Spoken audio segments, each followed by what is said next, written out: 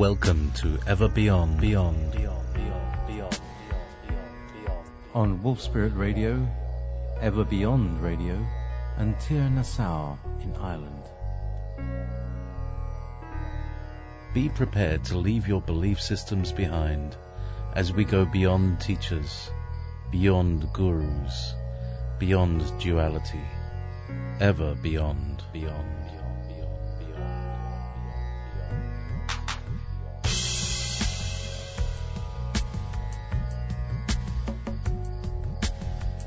Please join us in the chat room at www.wolfspiritradio.com/listen.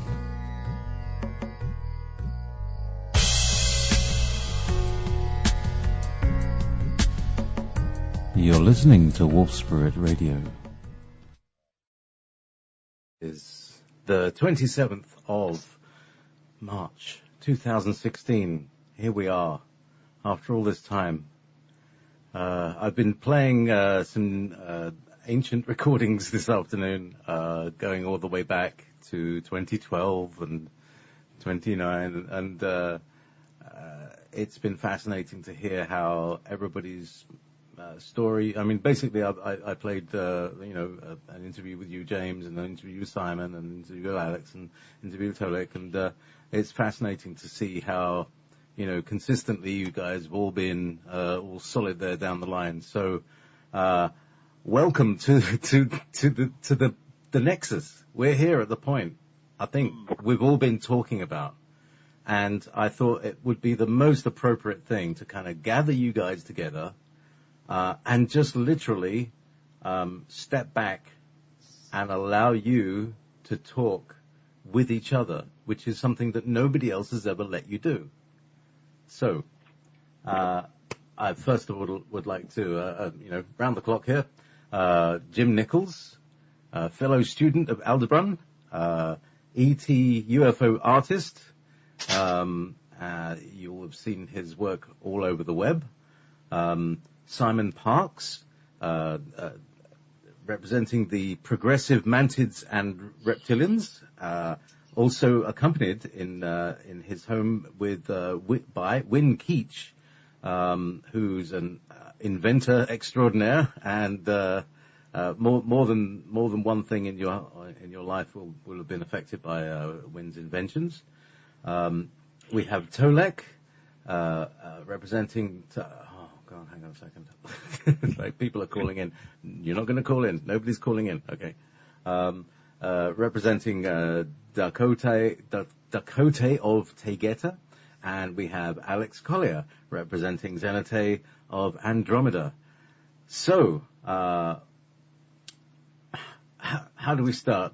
Okay, elders first. Who's bursting? Who's bursting? Just on you go.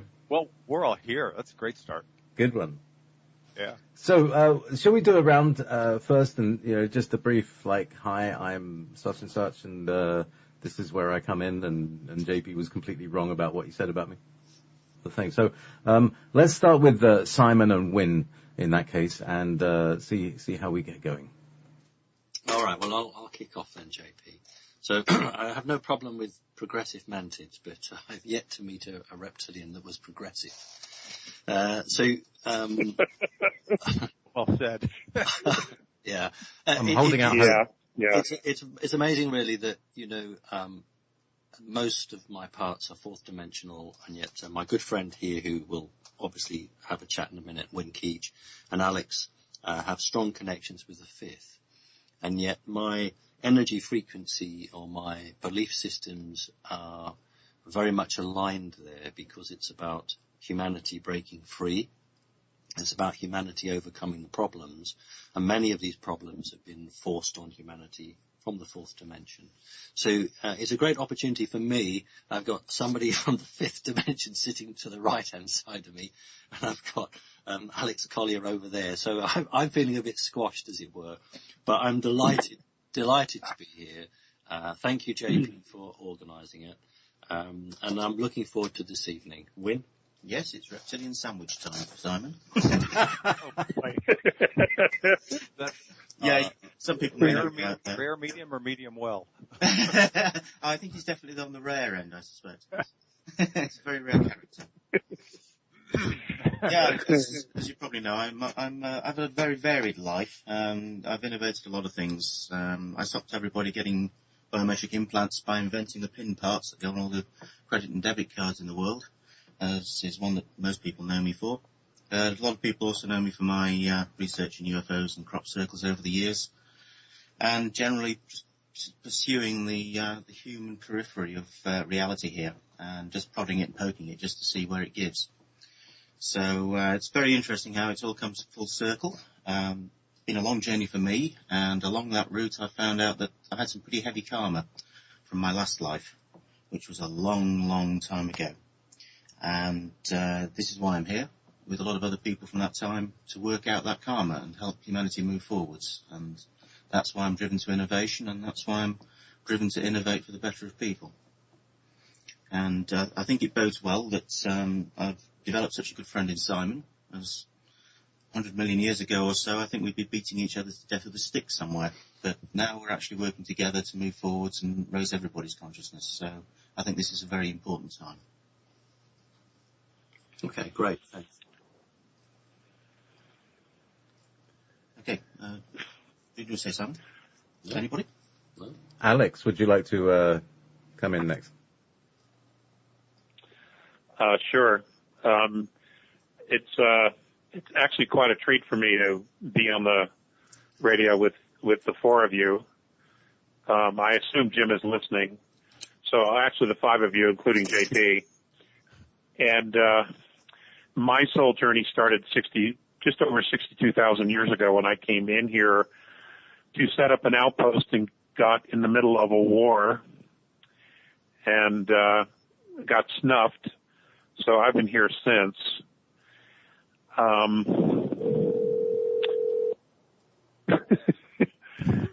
Hello. Okay, Jim. That's Jim on the call. That's okay. So sorry, Alex. You were here Okay. on the away team, and you wore the red shirt, yeah? I wore the red shirt, you bet, and got snuffed, and I've been here since. Working stuff out, and again, like Wynn suggested, trying to help humanity break free. And, that's what we're going to do. We're going to break free. We're not losing this one. That's for sure. Absolutely. Yeah, it's a similar story for me, I'm afraid, Alex. I was from a little way back before that, but similar situation. I came here as part of that war and I died here.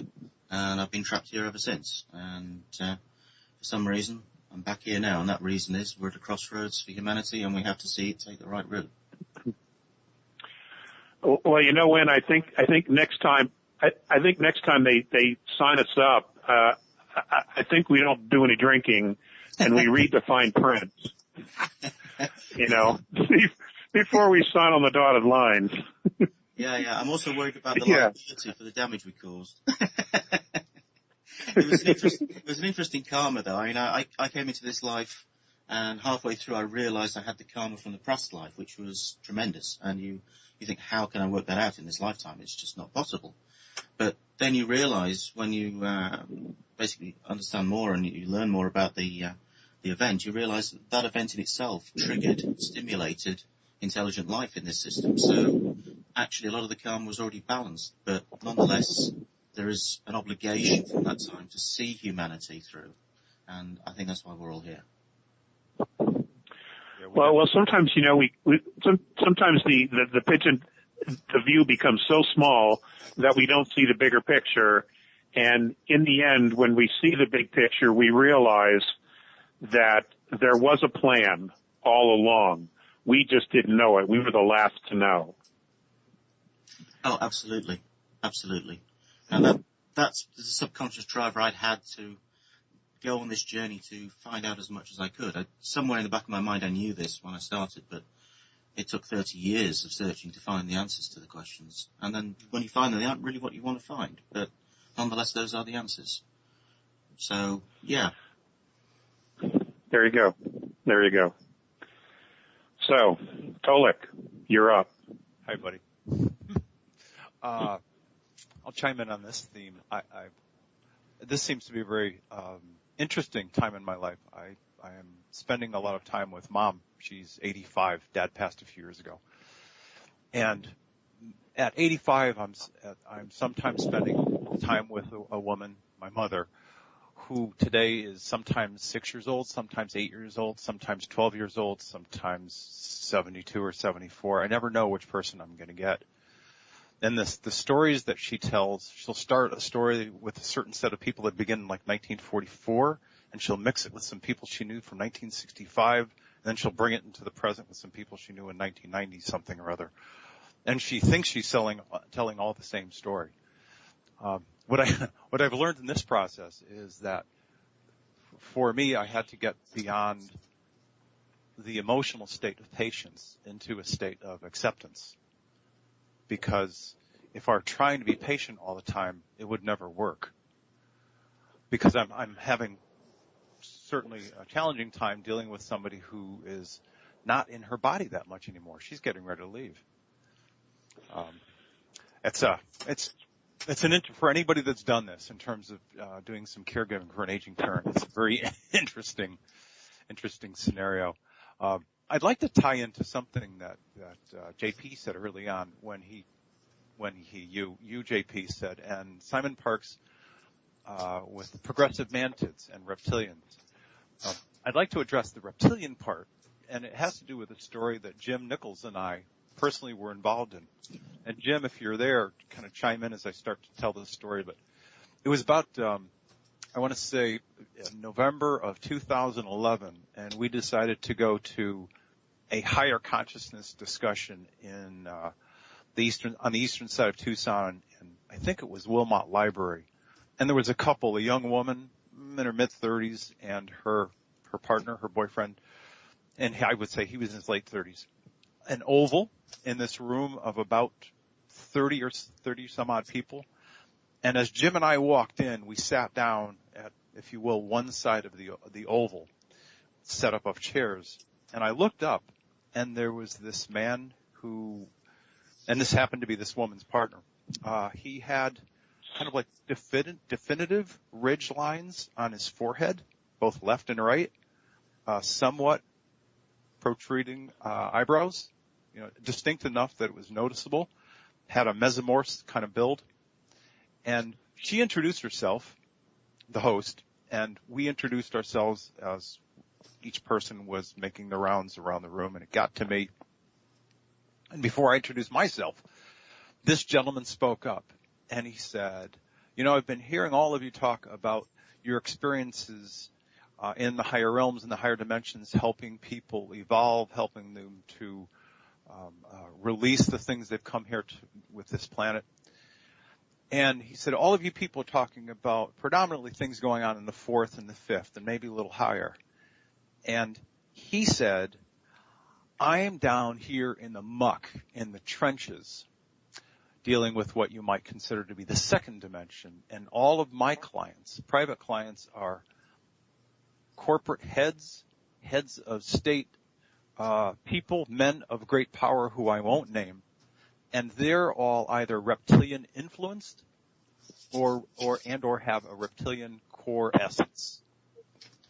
And keep in mind, this is 2011. And it's sort of what he said sort of confirmed this physical presence I was seeing in front of me. And he said, and for one of the first times ever, they are starting to say to me individually, maybe I can let a little bit of, and he was being literal, a little bit of light, a little bit of love into my being. I'll try it out. It won't kill me, but I'll try it out. And he said it was unprecedented.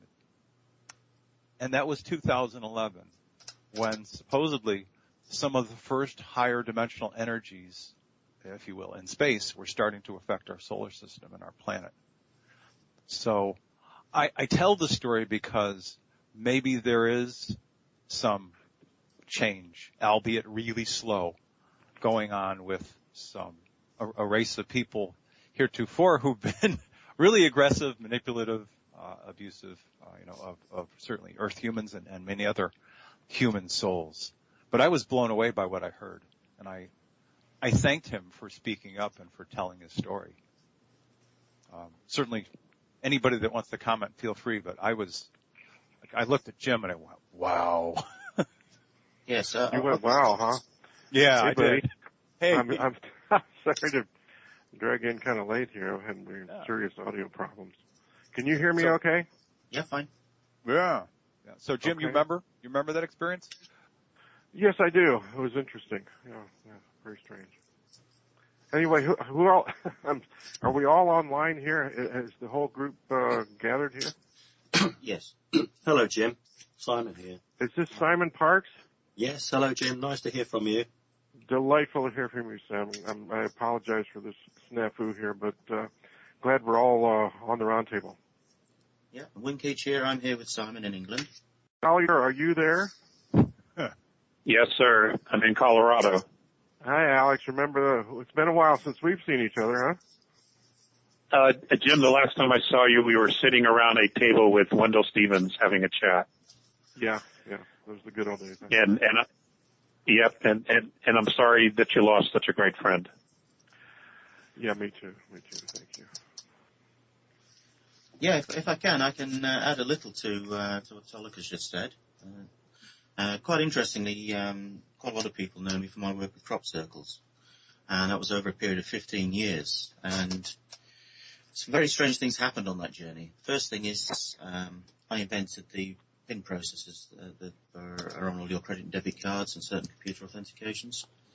And this was part of my consciousness expanding as I got to grips with understanding the crop circle phenomenon, bizarrely enough. I realized halfway through that it wasn't just patterns in a field.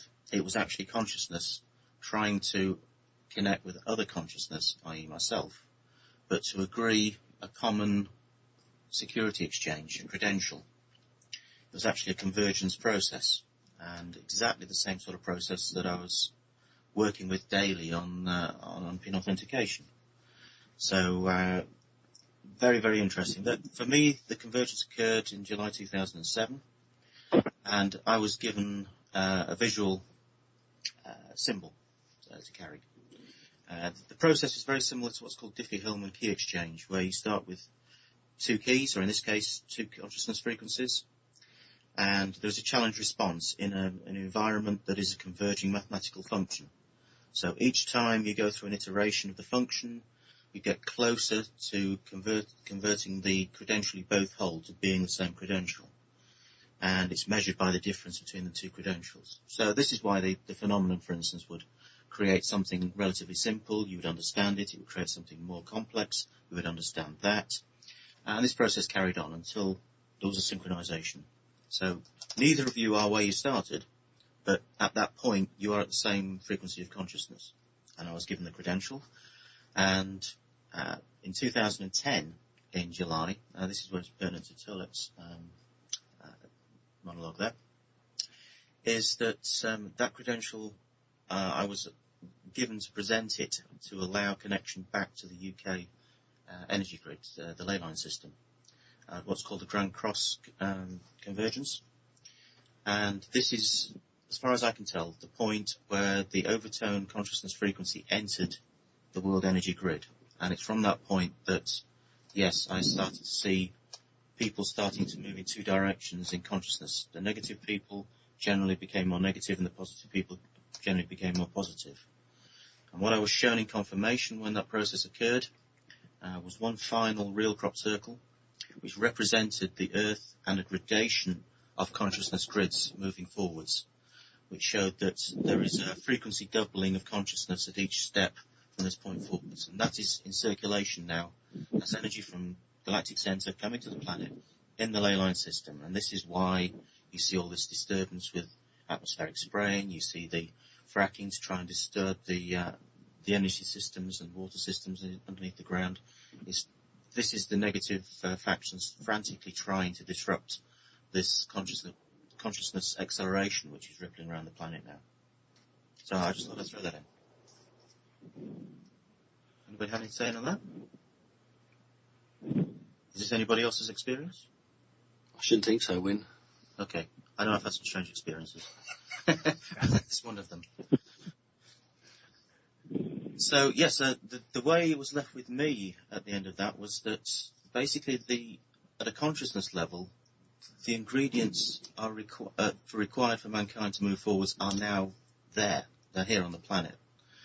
But the point is that mankind has to take responsibility for itself. And this is the transition period where mankind really has to step up to the plate and make this world the way it should be and make mankind live in the way it should be. And I think that's really what we're all here trying to do.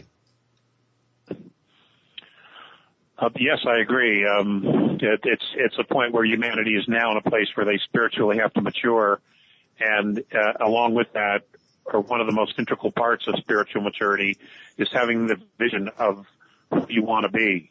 What is it that humanity wants to become? What is it that humanity actually wants? Do they really want peace? Do they really want prosperity? Do they really want a clean environment? All of these things. It's taking a little longer because of the disempowerment of humanity that everyone has been subject to through education, through religions. It's taking a little while for humanity to make that turn. But I've been assured that the pillars are set in place. It's going to happen. And as fast as things are moving, sometimes we don't see it as happening fast enough.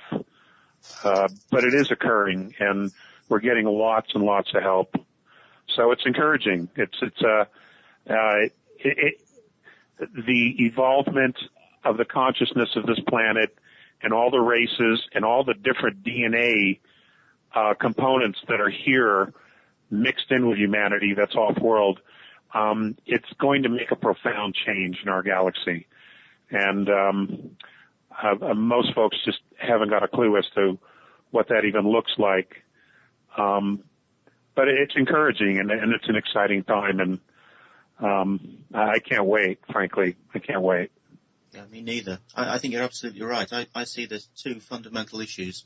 Mankind has to be able to visualize what it is it wants, as you say. That's exactly right. And the other thing is that I think there's a small percentage of the population that need to work as pathfinders. They need to be the people that show this route can be taken and that it's safe to take this route. I think if those two things are in place, mankind will go forwards. Wouldn't some of the people who are known as whistleblowers, again, some but not all, wouldn't they be considered pathfinders? Because no, those are people who've, by definition, sat on this information and they could have brought it forward at some earlier time, or actually become involved in actually making something more positive. It's simply presenting what is already there. I have a maxim, and my maxim is: it doesn't matter what you've done in life; it's what you do next that counts. Yeah. True. And right. I see whistleblowing is just saying what you've done, and we all know what's gone on. We all know what's done. Everybody at soul level knows what's been going on here. What's important is how we go forwards. And so I don't see whistleblowers as being a big part of that. They only give comfort to people who actually should have known this information themselves at a soul level. Right. Intuitively from a heart space, not from an intellectual space. Yes, at the end of the day, we are all one consciousness. Every race in this galaxy and universe is one consciousness. But as a race on a particular planet, you're part of the consciousness energy system of that planet, and that information is there. You only have to go and look for it. It's just, when we fall into physicality, what happens is that sometimes we move further and further away from the light because we get absorbed and focused on the physicality, and then we become forgetful. We forget what our original self is and where that self came from. And it's like being swept away in the waters of forgetfulness. But at some point when you reach a shore and you come out of the water, you realize, you begin to see that not only is everything different, but that so are you, because you're further down the water, further down the shore. And when you realize and start looking around where you are, you begin to remember things. And that's sort of where humanity has been. we have been so locked into physicality. Much of it has been caused through manipulation, but some of it hasn't. And as we start to come out of that and remember the journey for everyone, whether it's second density, third density, if you have soul, the journey is to just remember who you are, because you're still that being. The core of you, the soul of you, that is still that being. It's just getting back to that original place of where you created your original intention of what it is that you wanted, what it is you wanted to experience, and of course the reasons why. You know, so we get lost on the journey, but what we don't remember is that it is the journey, but it's also, you're always going to circle back and come home. Always. There's no loss. There's no absolute abyss where you never, ever, ever come back. It's just sometimes you take the long way home, sometimes you take the short way home. Yeah, and sometimes it's like a senior moment. You don't quite remember why you're there. That's how I Guys, see it. I apologize for getting in here late. Was there a specific topic that we started out this conversation with that I'd missed out on? No, not really. It's just taking its own form. It's all right, Jim. You didn't get the memo. Well, You missed the staff meeting. yeah, just before. We're Yeah. having bloody audio problems here on our. All right. I think our roundtable has been drawing the attention of other folks out there. So anyway, I'm just kind of catching up with what's going on here. So basically, Jim, it's an opportunity for everybody around the table to ask of each other the questions that they want to ask. No questions from audience. It's just you guys. So away you go. Yeah. I didn't JP said. Yeah, I didn't know whether you threw out a specific topic to get this thing going on or not. Okay. He just set the table and we're delivering the course. So. Very good. Okay. Well, if I may here, I have some specific question to ask Mr. Parks, if he's available. Simon, are you there? Yes, I'm here. A little background on myself. I got involved with UFO research back in 1980 when I met Lieutenant Colonel Wendell Stevens here in Tucson. And at the time, he was heavily involved in researching the Billy Meyer UFO contact case in Switzerland. And I'm sure you're familiar with that. Yes.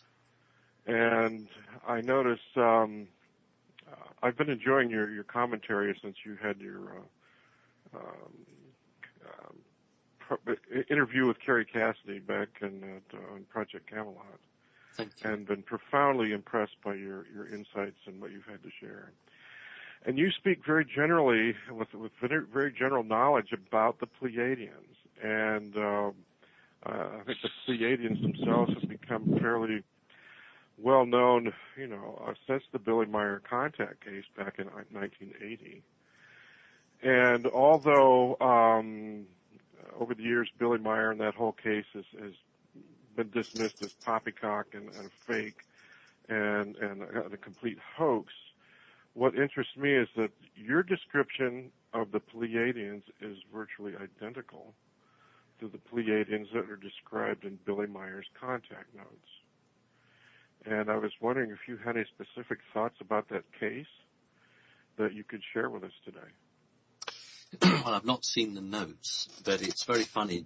Just last week, I'd ordered a couple of models, plastic kits that you can buy, and these came from, was it in South Korea? South Korea. South Korea, and one of them was a Hanibu craft from the Nazi era, and the other was an Adamansky craft. And when I look at some of these models and look at these designs which we associate with sort of the late 40s, the 50s, and the 60s. We are looking at a very old technology that perhaps is Palladian or a fraction, a splinter group from a Palladian group, might have given technology to a group on Earth. And you wouldn't give a group on Earth the most advanced technology. You would give them something that was very old. In terms of Billy Meyer, I know for a fact the CIA operated from 2 addresses nearby to him and did surveillance him with cameras all the time. So they felt there was something very, very keen going on. I think what I would say, because I never met the man, is sometimes when an individual has a story to tell, makes that story, gets a great deal of press, and then that information dries up. Some people can't just be comfortable with the fact that, you know, in a month or 2 months or 3 months' time, I will get some more information. Some people want to be in the limelight all the time. They feel they've set the ball rolling and they want to be in on that. And we see that with a lot of people in our industry, if you like, where they always want to be on the radio or on the show giving information. And to be honest, they're doing themselves an injustice, because if you run out of things to say or you don't have any information, then you're best to be quiet. And I think in his case, it might have been better to have waited until he'd had some more fresh information. Lots of people have attacked him. Lots of people have attacked me. Lots of people have attacked Alex. But ultimately, if we are being attacked, it's because we're doing something good. Because the bad yeah, guys, right. don't attack. That's a rule of thumb, Simon. That's definitely a rule of thumb. Yeah. Simon, let me ask you one more question here about the Pleiadians.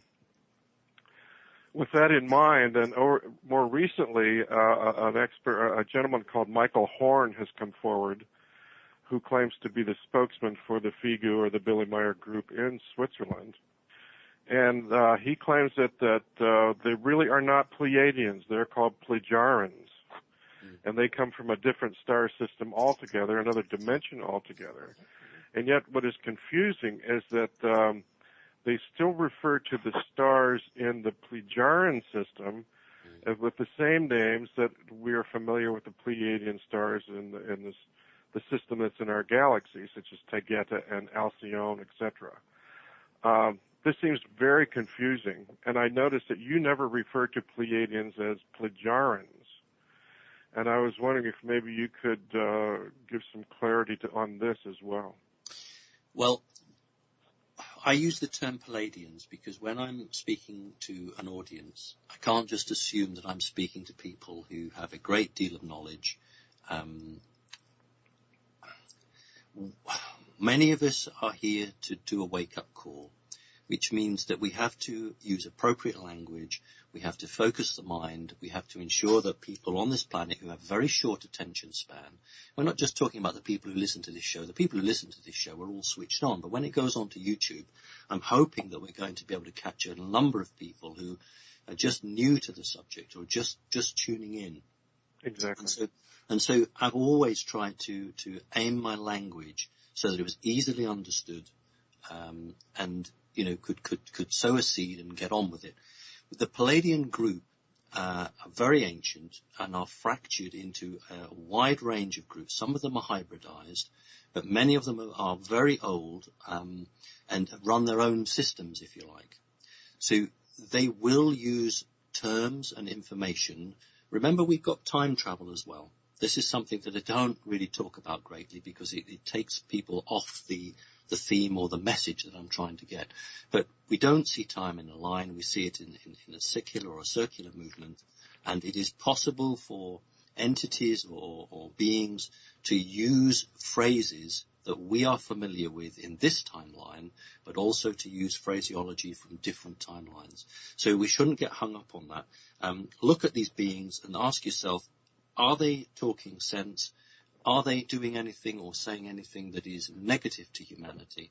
You know, so many channelers are supposed to be channeling the Pleiadian group, but when you actually understand it, it's Sumerian or Aldebaran. So back to your initial question. I don't have a problem with different groups of Pleiadians because I will only judge them in the way that they treat humanity. That's the important point. So you may be a fractured group, you may be a splintered group, but remember that there is not a million miles between an Aldebaran group and a Pleiadian group.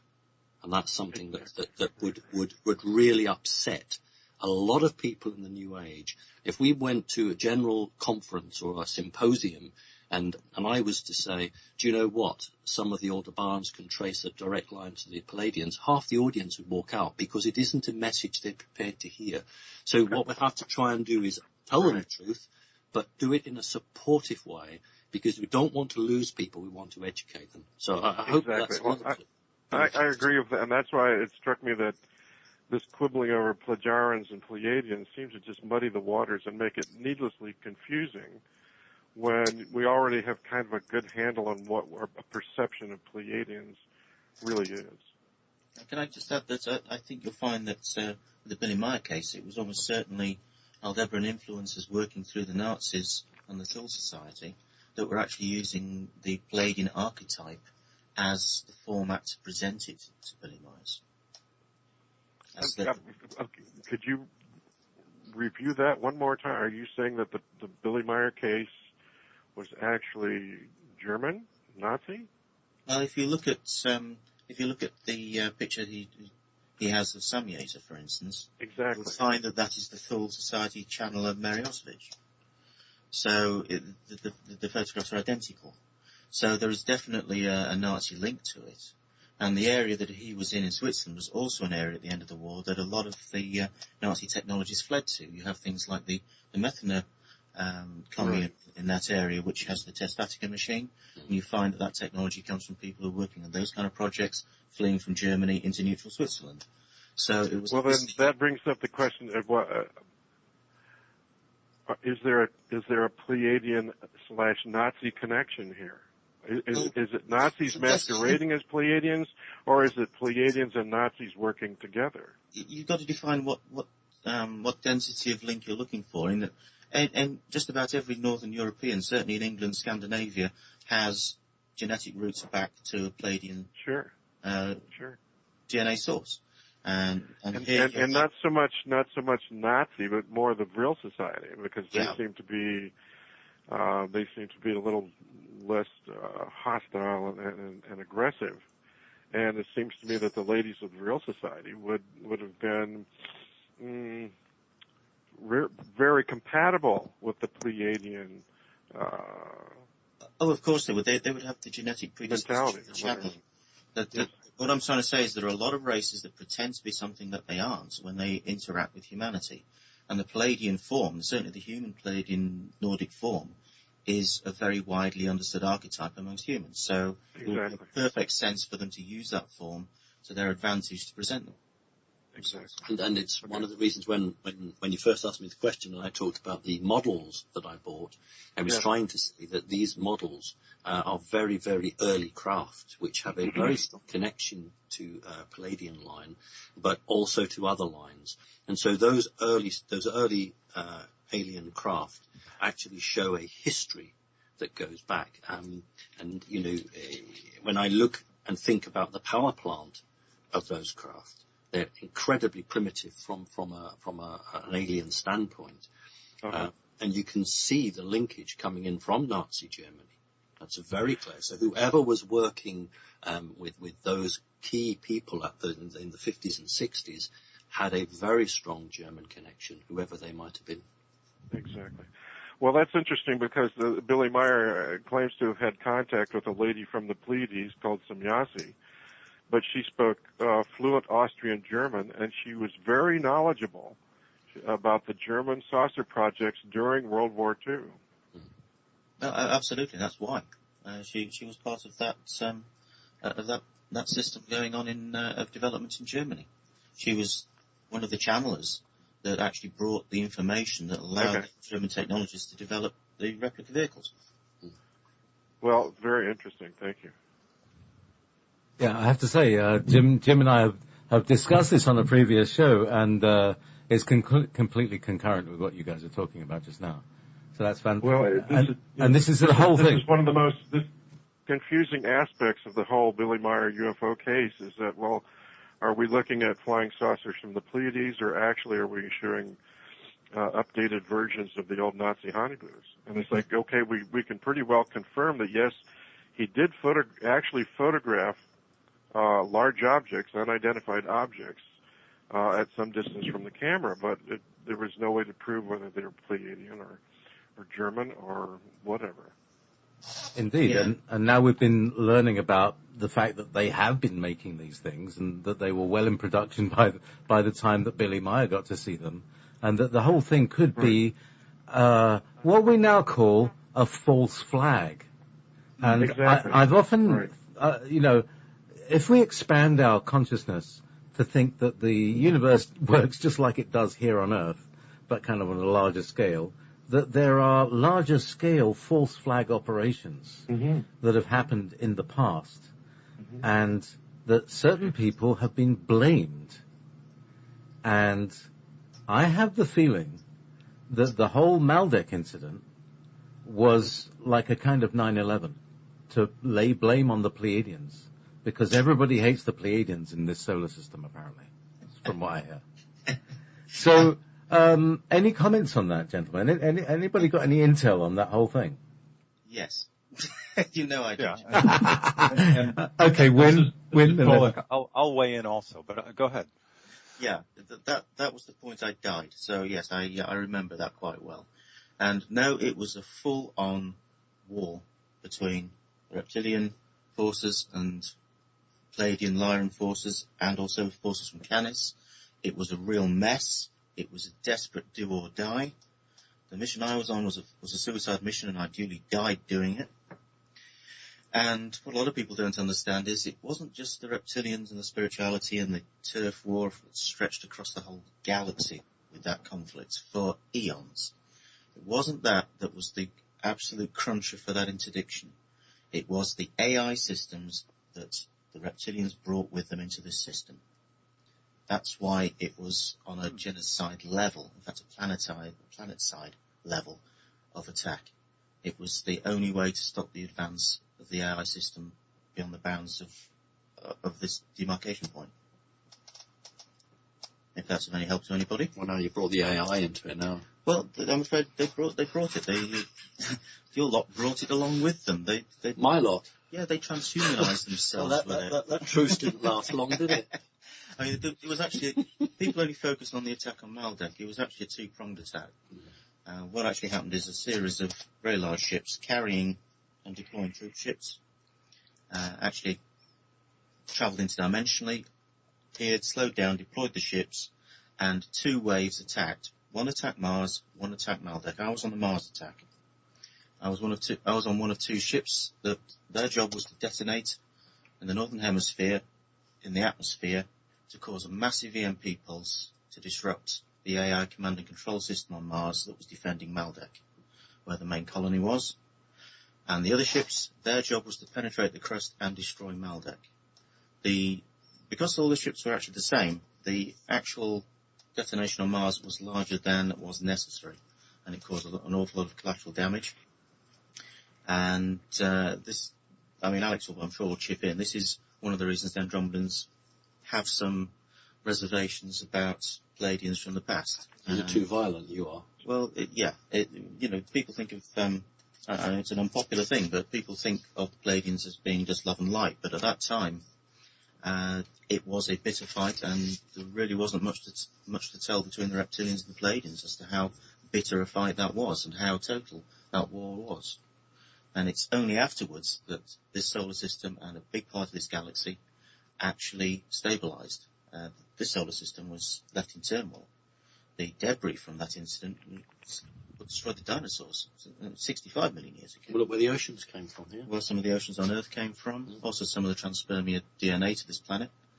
But it also triggered the advance of your mantid mums species. Yeah. They became accelerated in their evolution, and they were able to. Well, that's a point, because many people don't understand that the mantids actually started here. Yes. They all think they're either ETs or what have you. They don't actually understand that there's that's just a cat. Very large cat. Very large Big cat, right. Major league feline. Oh, that's in Mars. Yes, that incident really kind of mixed up the system. Yeah. Because obviously Earth at that time was just was actually a minor planet, but it was basically a genetic zoo for the reptilians. They were trading in genetic material. And when this incident happened, it really stirred the pot up. And that's how things like the mantid race grew in stature, grew in intelligence, eventually developed space flight and left this system. A lot of things changed at that point. Well, if I could jump in here, let me just ask you that let's bring us up to date. There was a great galactic war here a long time ago. Has that war ever ended? And my question is, you look at the proliferation of weaponry since World War II, especially atomic weaponry. It would seem like it would almost seem as if the powers that be are ramping up for yet another episode of this galactic conflict. Any thoughts on that? Yeah, I don't think that's actually the process that's going on. What's actually happened is some of the fallout of this is that various species were trapped in the system. They couldn't get away again. It was such a total devastation that the routes that people took here just didn't exist. I mean, I know my soul was trapped here. I know a lot of other people's souls that were trapped here. And a lot of these entities had the technology for soul transfer from body to body, and they've been here ever since, living in a very peculiar fashion. But what they don't have locally was the infrastructure to recreate the technology level they had at that time. And that's, in the recent history, I see anything less than 1 million years as recent history, is what has happened here with opportunist species that are in this system, that have stimulated mankind and actually messed with them along the way to get them to do the donkey work, to make the technology, to do all the work for them. Dig everything out of the ground, smelt it down, make it into circuitry, make it into consumer high-end objects, and recreate the technology that was lost millions of years ago. And now, right? But if you look at the obsession with ramping up military technology and space-based weapons and so forth, it seems like somebody in this group is looking to get back into the fight again. And you can't tell me that we're creating this weaponry, just to fight wars in the Middle East. I mean, this is to me like somebody wants to slug it out with somebody that's out in space, and what's going on this planet is totally irrelevant to that. They're just trying to catch up, and they've ridden on the back of mankind to do that. What the fundamental thing is that those species live in a frequency of fear. And it's not about being able to make a fist to be able to fight back. It's about trying to reduce their level of fear. They want to have the toys back. They want to have the weapons back to feel more secure because they've felt exposed for a long, long time. Right. Mm-hmm. So, Jim, this is Tolek. Jim, also keep in mind the fact that, and Alex knows this full well, when there's a large amount of war and anger and abuse and all sorts of all of the topics that fall under the category of fear that are generated. And the more they are generated, the more that the remaining reptilians on this planet are happy. Why? Because as we've all discussed before, it's energetically, it's something that they feed off of. It's almost like a drug for them. The more fear, the better. The more war, the better. The more terror, the better. Because they feed off of it. It's something they enjoy. And so as long as they have influence in this sector of the galaxy, they're going to keep promoting. You can generate all the fear you want here, but you don't need space-based weapons to do it. I mean, it's like, I understand that if you look at our culture, it's totally fear-generated, but then why would you need a secret space-based weapons program in your hip pocket? I mean, that tells it's almost as if they're afraid somebody's going to come here and take away their food source. So it's like they're prepared to slug it out with whoever would interfere with that. They're afraid their food source is going to turn on them. That's the problem. Mm. Jim, one of the things with what's called the space race is that the plan that some of these psychopathic madmen want is to implant large numbers of humanity, and then with satellites in space, each individual person's transponder on their chip would be identified and then to be murdered from outer space. So one of the huge points they've been trying to do is to put lots and lots of satellites passing them off as civilian communication satellites. And that is exactly what they're trying to do. And go back to an earlier point. They are at war with each other. I talk to not a huge range of people, but I talk to some people who are very high up in corporations in the United States who have the same views that we have. There are good people in these places, and they are at war with the absolute psychopaths. So what we see on the streets is actually taking place at the highest level. And I don't think that any advance in science will bring these people what they want. And they are just literally trying to find comfort and not face the question they need to face, which is which side of the fence are they on. And I've always said it, as the hands of the clock reach midnight, there will come a point when they cannot make a choice any longer. It's too late. So, I always use my little radio show to ask these people to turn their backs on this nastiness, this evilness, and to start working for good, to listen to their own soul and their own heart. But you're right. All this money which has been used on these black projects could have lifted tens of billions of people out of poverty, and we could have had a much happier society. So it's just a harder struggle for us, isn't it? We've just got to keep going till we do it. Well, Simon, let me hitchhike on that a little bit. If you look at the history of the human race, and I think you could agree we're a hybrid race, and that it seems that, I hate to admit it, but we're a dysfunctional family on this planet. And yet I would strongly suspect that those entities or whoever created us in the first place were dysfunctional. So what you see in the human culture is a reflection of the dysfunctional psychology that was in those entities that created us in the very first place. Yeah, we're a traumatized species that's living in amnesia. Yes, I mean, this is the point, that humans weren't created. Humans were always here. Humans have been sovereign. What was happened was that others who had more technology but weren't necessarily more spiritual, in fact, I'm damn sure they weren't as spiritual as we were, used their positions of knowledge for wrong and tricked people and changed them. And if you take a young family, say a brother and a sister, say 5 and 6 years old, and their parents go out to work one day and the parents never come back, those two young children have to learn themselves, and therefore they have no parenting skills. They don't understand the difference between right and wrong, and they have nothing given to them. And what happened to the humans, the Earth humans on this planet, was that they were given a whole history which was fake. They were given rules and values which were wrong.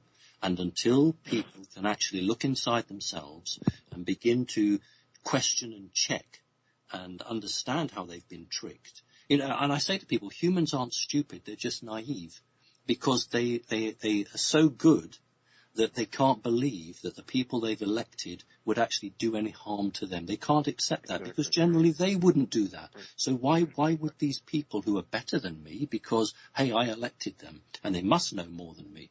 And the problem is, until we can break that and understand that we're all equal and we all have something to share, humanity will be led by the nose. And that's why people like me and everyone else who tries hard, we're trying to break that. But we can't force people.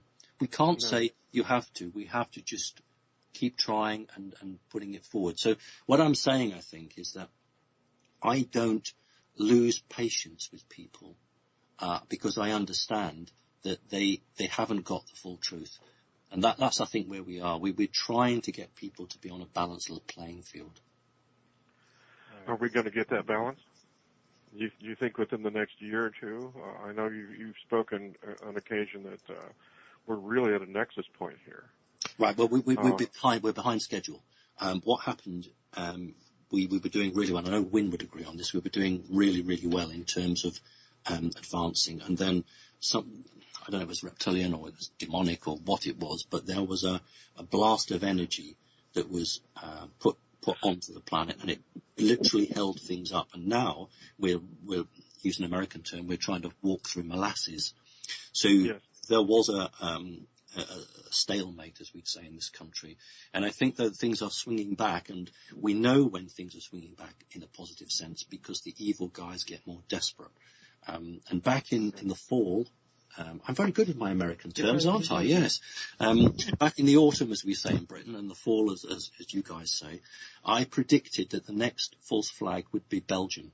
Now, I didn't have a date for it, but I have been saying that March, April would be difficult, and we've had our first false flag with the Belgian bombs, and this year and next year we're going to see more of these pathetic, stupid attempts by these psychopaths to try to traumatize people. And yeah, we are going to get there. To me, this is the seventh time. This is the seventh time that this planet has been in this position, but we've never quite been this good. We've never quite got this far, and I actually think this time we're going to do it. The question for me is, what condition are we going to be when we come out on the other side? Very true. You know, it's interesting here in the United States. They're flying the flags at half-staff today because of the Belgian incident. But it's getting to where they fly the flags at half-staff constantly. So, well, why bother to even run the flags all the way up to the top of the pole? But these absurd terrorist acts are going on with such frequency now. It's like the flags are at half-staff constantly. Yeah, this is totally. There are so many. I understand the topic we're discussing from a global perspective, but when we say collectively we, and I know that we're talking about we as a collective human race of many different cultures with different cultural values and different cultural religions. Inherent in the religions is programming. People have been programmed through the various Christian faiths or any other religions that are organized to follow. And until, this is my belief, until people stop following blindly and until they start going into their hearts and until each and every person decides they want to evolve beyond the boxes that they've been brought up in and the paradigms and the rules that they've been taught, I see it as a difficult proposition to say collectively we as a whole, all of us, are going to evolve into the next higher level of consciousness, into the next even dimension, if you will. I think some will, and some are not going to, because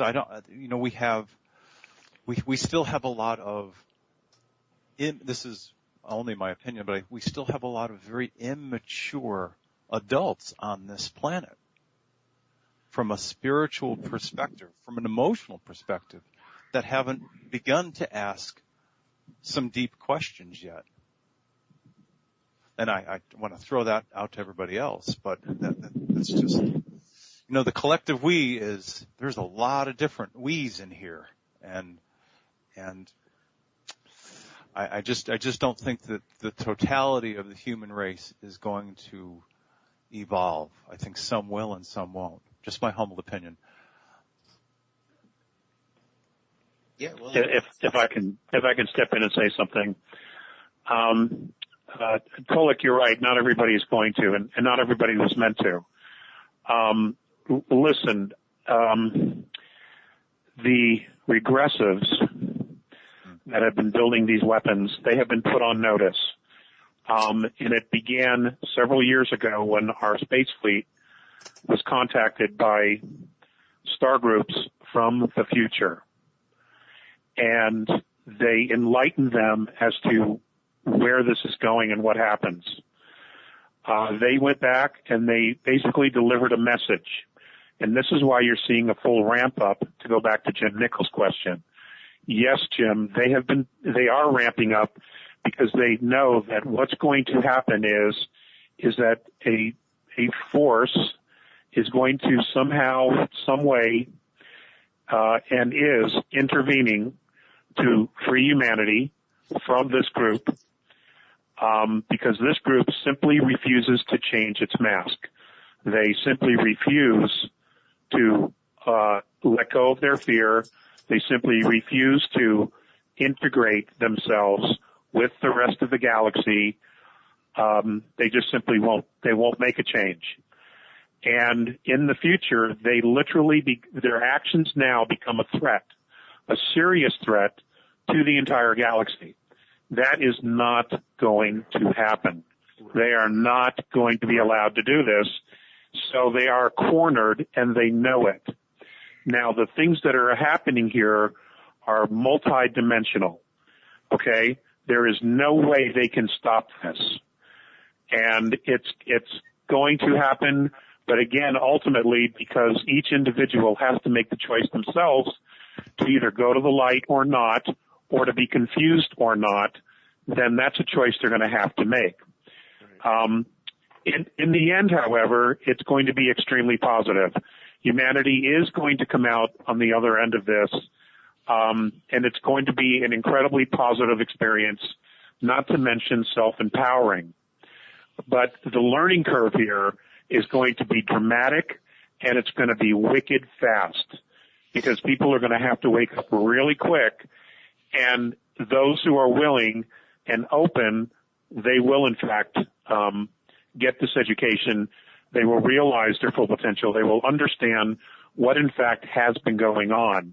Now, there are many groups that are here, ET groups, even walk-ins who are system busters.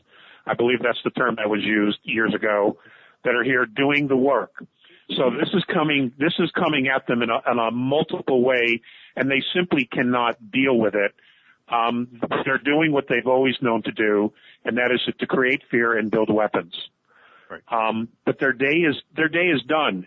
It just hasn't played itself out yet.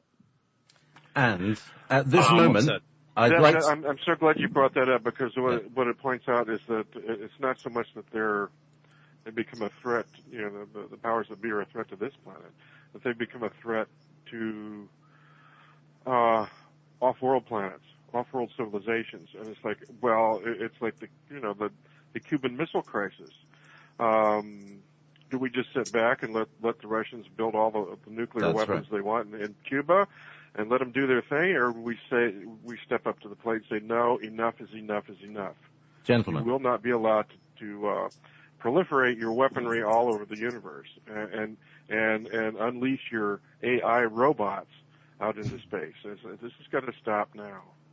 JP. At this point, it's bladders all over the world are straining at the sphinx. No. Anyway, I'm going to play a couple of tunes so everybody can just not listen to the tunes, because they're just like music. I'm going to play some music that I wrote.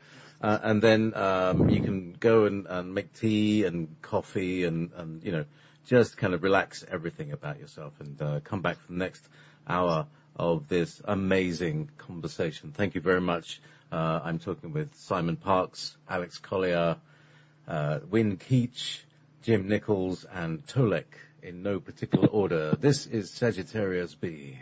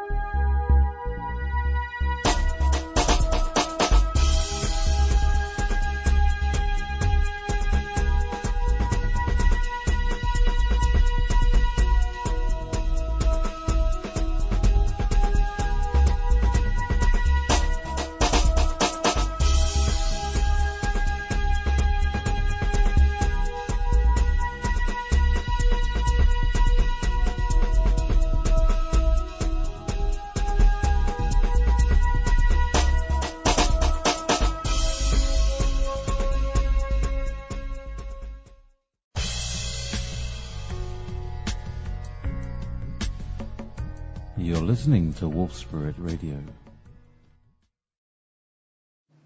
Oh yes, you're listening to Wolf Spirit Radio, and it's the Easter Sunday. All these bunnies going around doing things with ducks. Is it ducks or chickens? How do bunnies get the eggs? I don't know. Chocolate chickens and bunnies. I don't know how this whole thing works. It's almost like the official story of 9/11. None of it makes sense. Anyway, so here we are. Tolek, Jim Nichols, Win Keach, Simon Parks, Alex Collier. Where were we? Jim was the last person to say something, and I just want to add one little drop of spice into the soup. I just want to say, those pesky Aldebrans. That's all I want to say.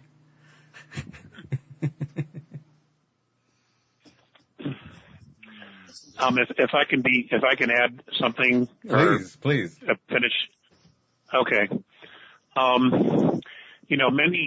Many groups, in particular some human groups from different star systems, they tended to go with where the power is. They tended to get political because of so many long, protracted wars that have occurred in our galaxy between humans and non-humans and reptilians and AI. Everyone is pretty much exhausted of war. And it's not hard to understand that because we're exhausted of war as well on this planet. So I just wanted to add that the situation that occurs in the future isn't going to happen. It's already been altered. And it literally is contained in this time, this present time. The key, though, to really making this thing move in a positive fashion is us, the people. And there is movement. It could be faster. I think everybody out there wants it to be faster, but they're very patient with us because they understand the incredible hardships that humanity has had to bear with all the negative intervention and manipulation that's occurred. And I can honestly tell you they're amazed at how we still have such fortitude and such basic common goodwill for each other, and how we all pretty much want the same things, and how we still find a place to create love in our lives. I can tell you that, when we get to the other side of this, humanity will have some things to teach the rest of the galaxy, because no one has gone through what we're going through. Not even close. And it's certainly not for the length of time we've had to deal with that. So, I just want you to know that the situation is pretty much contained, but unfortunately, in our solar system, these things have to play out, and they're going to. I also want you to know that the human or the Terran space program, the benevolents who are out there beyond the asteroid belt, they are fully aware of who each crew is, because again, they're from the future. And not only are they aware of the crew, but also their intent. So there is quite a bit going on, and at last I heard, many of the crews were being sequestered and quarantined somewhere behind the moon. They weren't allowed to travel because these crews, or our crews, they were finding out how much they were being used and manipulated, and they're not at all happy with the role that they have been forced to play or were manipulated into playing. So that there's dissension amongst the ranks all the way down and all the way up. And there's a very small core group of reptilians and AI that are desperately, drastically trying to maintain their control of their minions. And it's only a matter of time before all the dominoes fall, and it's over. And it's over for them. They will implode into their own fear and their own darkness. So what we need to do is just stay focused, try to stay positive, continue to encourage people to be positive, to reach and create what it is that they really want, to focus on things that they really, really want that are positive and beneficial for them and for their families. And, be the observer, not to buy into all this shit that's being created, try to draw us, away from positive energy, positive field into a negative field. We simply cannot feed these beings any longer. We just can't feed them. We have to starve them out of here. And that's all I got. Would you say, at what level, and I put this out to everybody here, at what level would you say, is there a quarantine zone around the planet? Is it around the planet and the moon? Would it extend all the way to Mars, the asteroid belt? Is there, in fact, a quarantine zone, and who is manning the quarantine zone? My understanding is that it goes out to the asteroid belt, and it's being manned by no less than 48 different star races. Okay. Would the Pleiadians and the Mantids be part of that group? Well, I can't speak for the Mantids. That would be Simon could probably answer. That would be the other distinguished gentleman. As far as the Ps, I know that some of the Ps are involved. I can't say which particular system they're from, but a majority of the situations we have, as far as it allowing to get this bad, is the result of some Pleiadian groups not stepping up. They simply didn't want to step up. And right. In hindsight, and for their reasons, it's understandable. They were exhausted of war. Right. But nonetheless, they weren't capable of doing it on their own. And then they thought they could, but they couldn't. So now there is a very, very large contingency here to back them up and to assist them. And there's an even bigger contingency behind them, because, everyone's done with war. We're over it. Everybody's over it. So, it's interesting. This last group. Media, in fact, in the media, we have this the new version of Independence Day coming out on 4th of July, which once again is the celebration of xenophobia, that the evil aliens are on their way to attack us once again. And I just wonder if in fact that the false flag is that the evil aliens have already taken over here, and it's the liberators that are coming to put an end to this nonsense. And that's why you're getting this reverse psychology in the media. Well, I think I personally think that's a part of it. My feeling is that the next false flag is going to be a pretend second coming, that they're going to play out the second coming. They're going to try to fool everyone into becoming property, into buying into a belief system, a world religion belief system that they have to follow this new leader, and this new leader is going to lead them back into war. And that's what I've been told to look out for, that they're going to play this thing out. Because humanity has had this taught to them for 2,000 years. Everybody's waiting for it. Exactly. Well, that's where they fall back to their original game plan. Right, but that's their last straw. Right.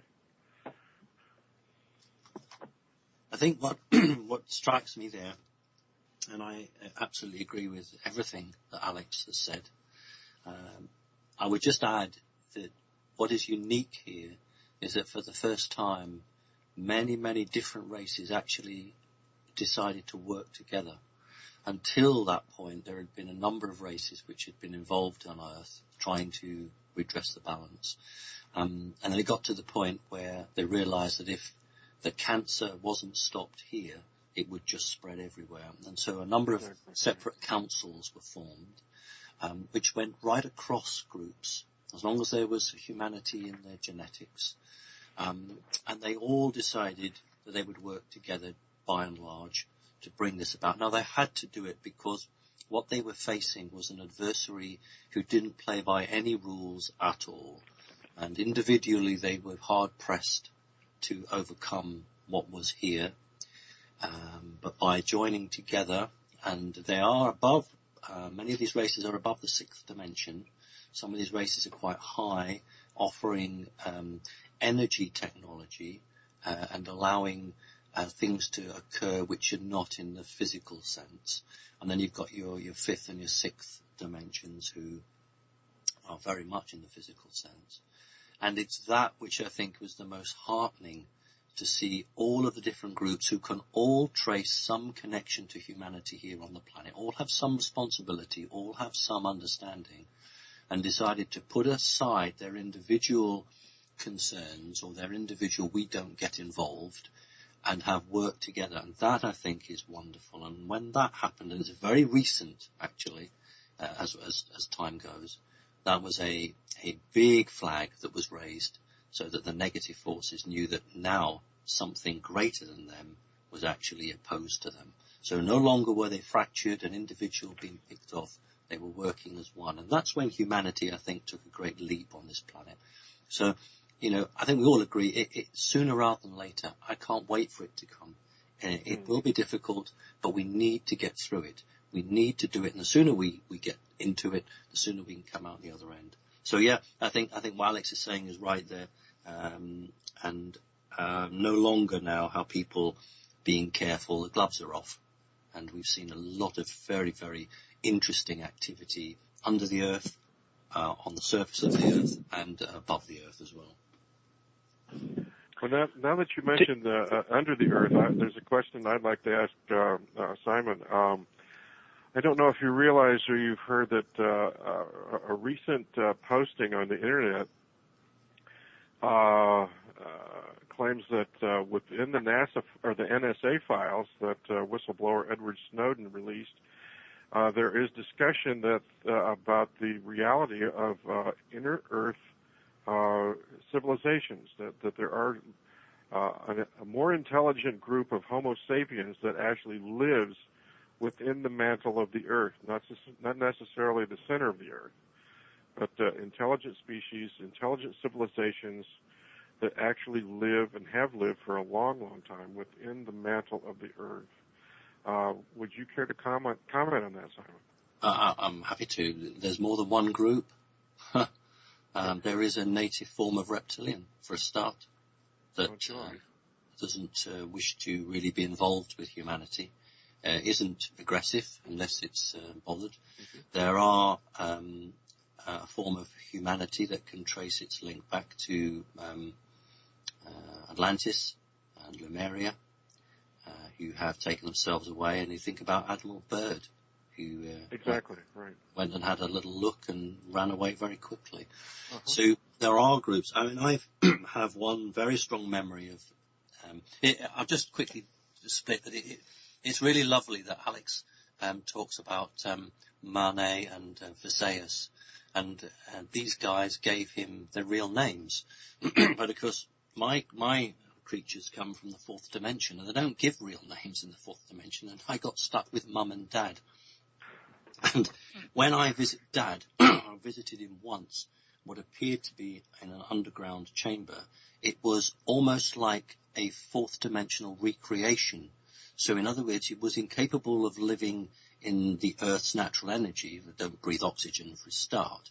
So they had to create their own environment. And this is what we were talking about. A lot of the energy that they take from the planet, from the people on the planet, they use to maintain an environment in which they can survive. It's not quite the fourth dimension. It sits between the third and the fourth. It's almost an interdimensional space. So if an explorer went climbing down into the inner Earth, would they actually physically experience this civilization, or is it beyond our physicality? No, because these creatures could take the third dimensional form.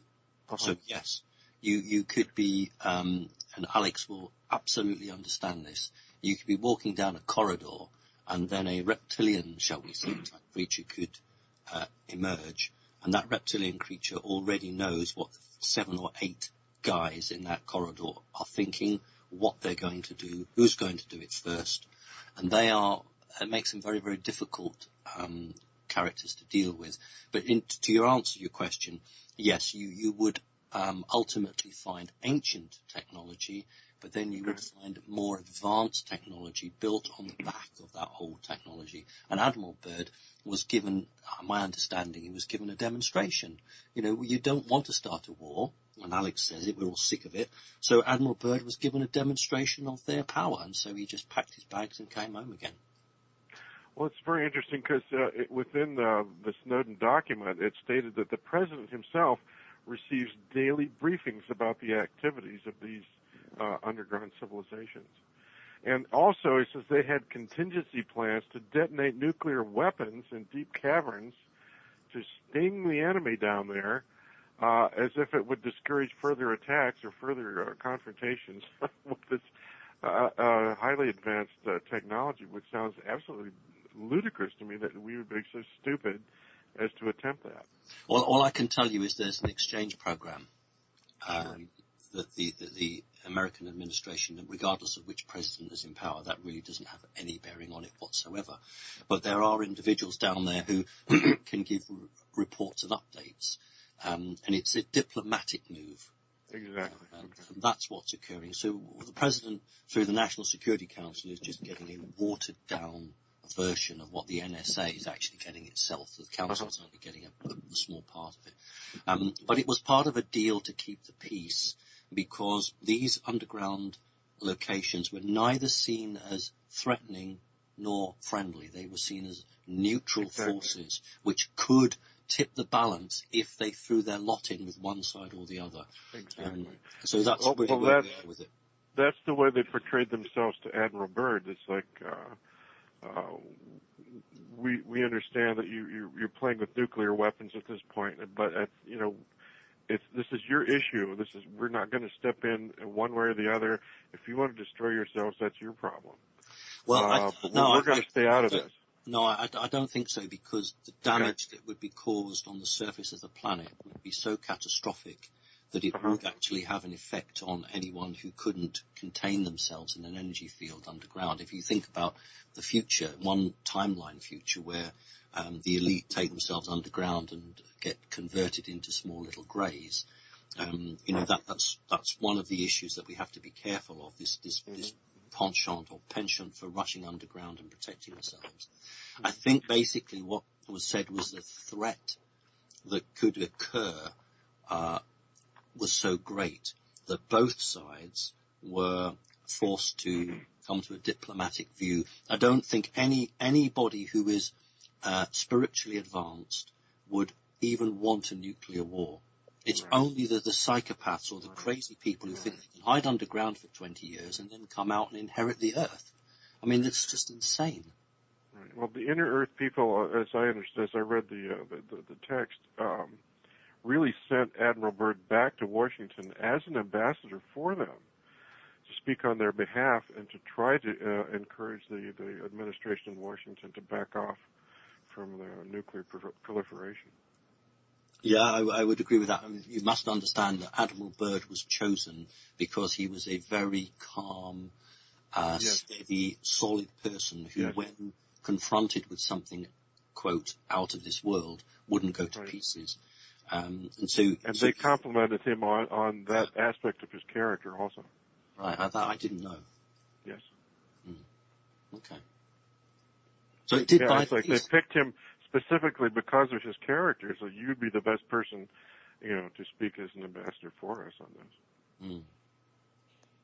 Very interesting. Well, it did buy the peace, largely in terms of that particular administration, with that particular group. Right.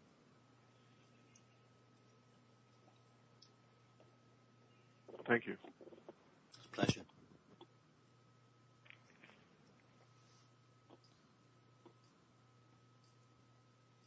Hello, anybody there?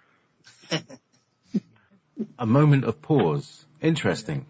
It's just exactly at the 90-minute mark. I would like to ask Alex something.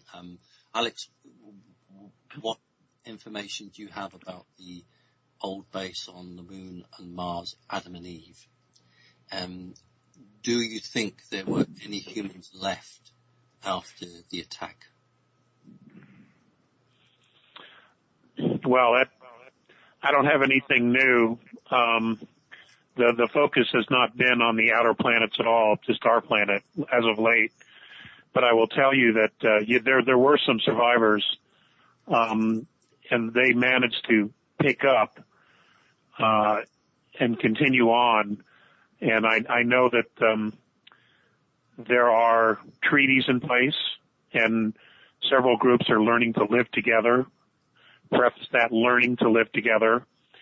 I don't believe that Mars is being used as a staging area to attack the benevolence, which is why it's being left alone.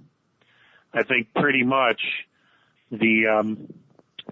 what's happening is that there are specific planetoids in the asteroid belt that were being used as a staging platform to sell weapons to other groups, rogue groups, as well as to attack fleets and ships that were passing through from one galaxy to another. All of that is halted, and essentially what's happening is that the rogues have been sequestered here on Earth. And to my knowledge, what's happening on Mars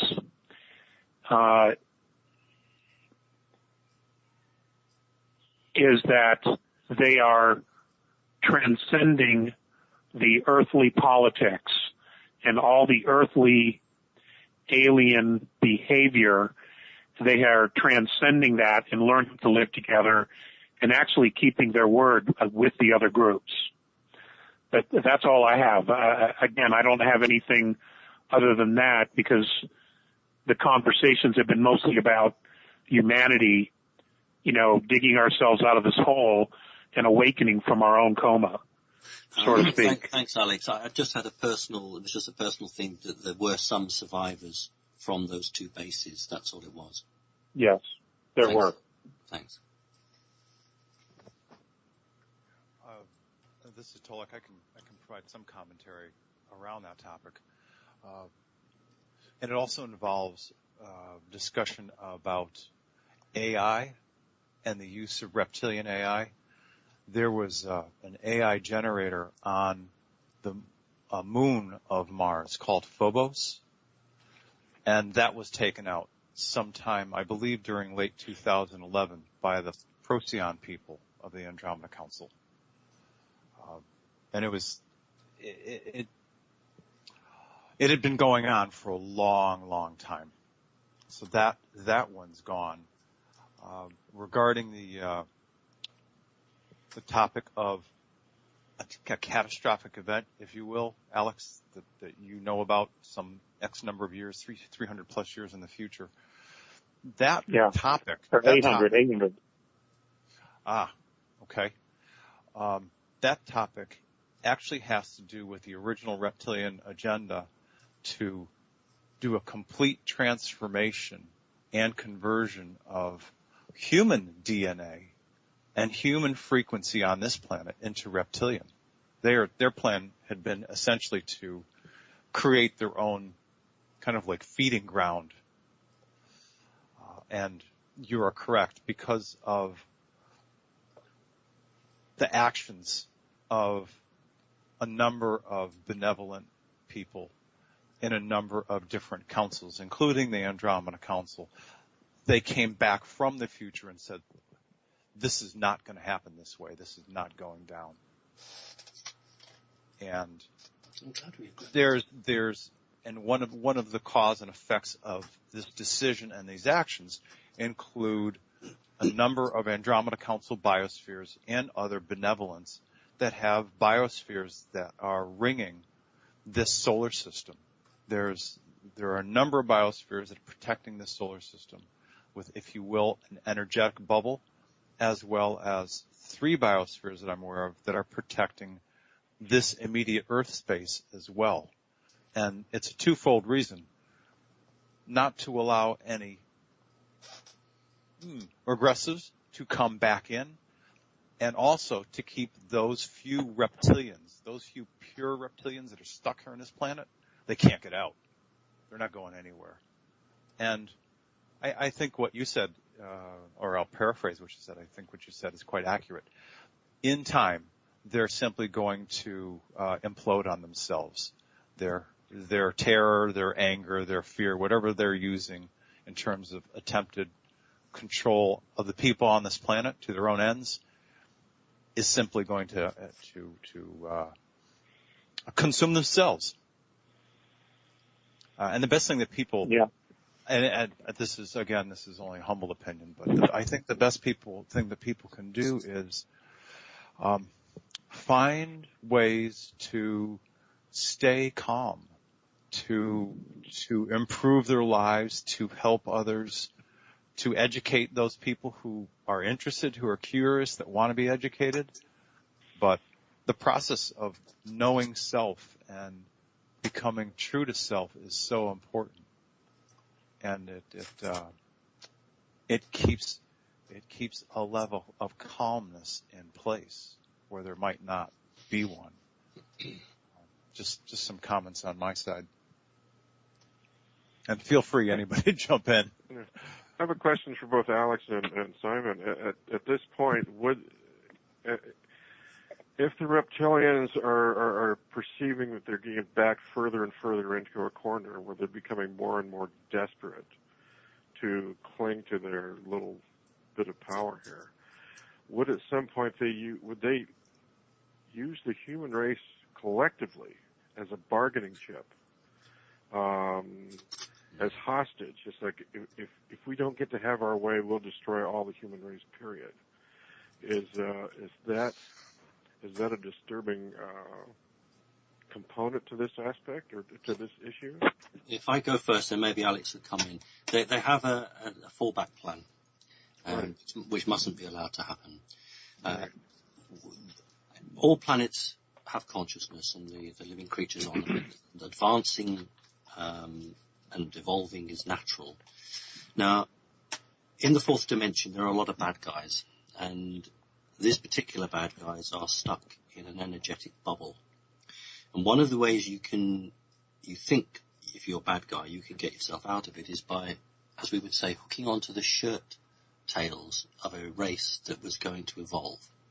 So if you knew that a massive burst of energy was going to be released as one group made some advancement, you might attempt to catch in on that and try and be through with it. Now, the planet's not going to have that, and consciousness is not going to have it, and only those, as Alex understands, those who have understood themselves, understood and made a choice, a positive choice, they will be the ones that will actually come forward.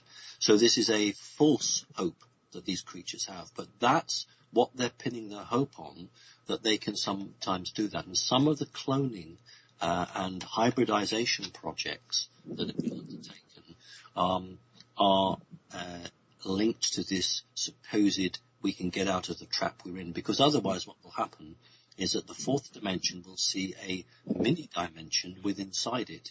So there will be some very negative entities who are making their own prison, and they will not be able to get out of it.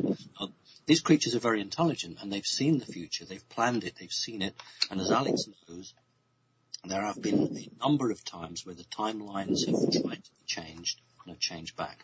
We are on a positive timeline, positive in the sense that it is human consciousness that is now calling the shots and not some small group. So there will only be one outcome, and that is an advancement. So until these, and you're right, Tolek, there's only a small group of Draconis reptilians left now on the planet. Some of them walk as I joke with Wynne, walk the corridors of the Vatican. They need to understand that there is no get out of jail card. what they've got to do is to be very, very proud of their culture, but they need to give up certain elements of their culture which teach them that they are better than anybody else, and that they are equal.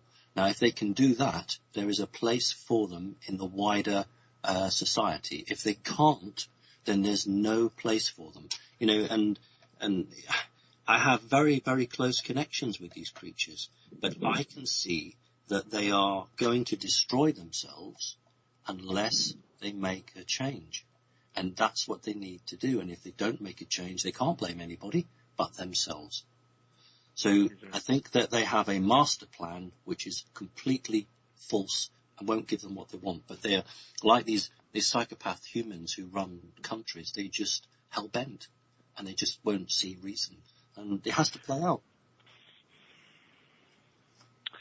But you don't see them using the human race as hostages here. No, I don't. Not in that sense. No, I don't think they'll say, unless you do what we want, we'll blow you up, because they need people.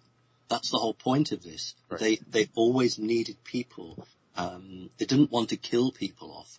The supposed killing off of 75% of the planet is not coming from alien species. That's coming from hybridized and homegrown Earth humans who are that's what I call the psychopaths. But no, they won't do that. What the reptilians want is a status quo. It's worked for hundreds of thousands of years. Let's have it work for more hundreds of thousands of years. And they are facing a situation that these creatures have never faced in their life. They are facing a dead end. And they are having to look at themselves. Now, whether they'll change, I honestly don't know. I hope they do. Well, the deal is that we're all facing it with them. I mean, you go outside and look at the chemtrails and say, what the hell's going on here? No. And you see how the environment's being poisoned and everything. It's like, it's like we're all in this together, one way or another. Well, we are, but, the changes that are occurring are positive. And I actually think that even if I look back over the last 5 years, the human race has taken some fantastic steps forward. In this country, we had the most horrible man called Jimmy Savile, who for over 45 years was a paedophile and preyed on children. One of the worst crimes in any galaxy you can do. So for 45 or nearly 50 years, this was hidden from people. And then suddenly human consciousness began to rise, and these elite couldn't hide it any longer. And what we're seeing is that governments are finding it harder and harder to hide lies from their own civilians, their own populations. And there will come a point when they can no longer hide, and the truth will be out. And the question is whether people will forgive or not. Well, that's the beauty of internet and expanded media here, where it's harder to keep secrets like that anymore. So, it's like the whole human race is talking to itself here, and this is unprecedented in human history. The fact that we're doing this show here, that we're talking about these topics, it's like this in itself has got to be creating like an exponential increase in human consciousness here. And to such a level that I suspect the reptilians themselves hadn't anticipated it being this successful. Well, can I just chip in and say that there's been a complete shift of the balance and balance of perception, and it's gone from us being trapped in here with them to them realizing that now they're trapped in here with us. It's a complete swing around, and it's now. We just have to pick a positive future and make it happen now. Yeah, we got to have each other's back, no matter what. We have to have each other's back, and we have to see ourselves as one family, and we have to stop all this other nonsense. And the regressives, they are so in a corner. All they can do now is try to figure out how to protect themselves, which is why there is so much going on and there's so much more freedom coming about. They're still, of course, very dangerous. But, the using us as hostages, they were called on that a couple of years back.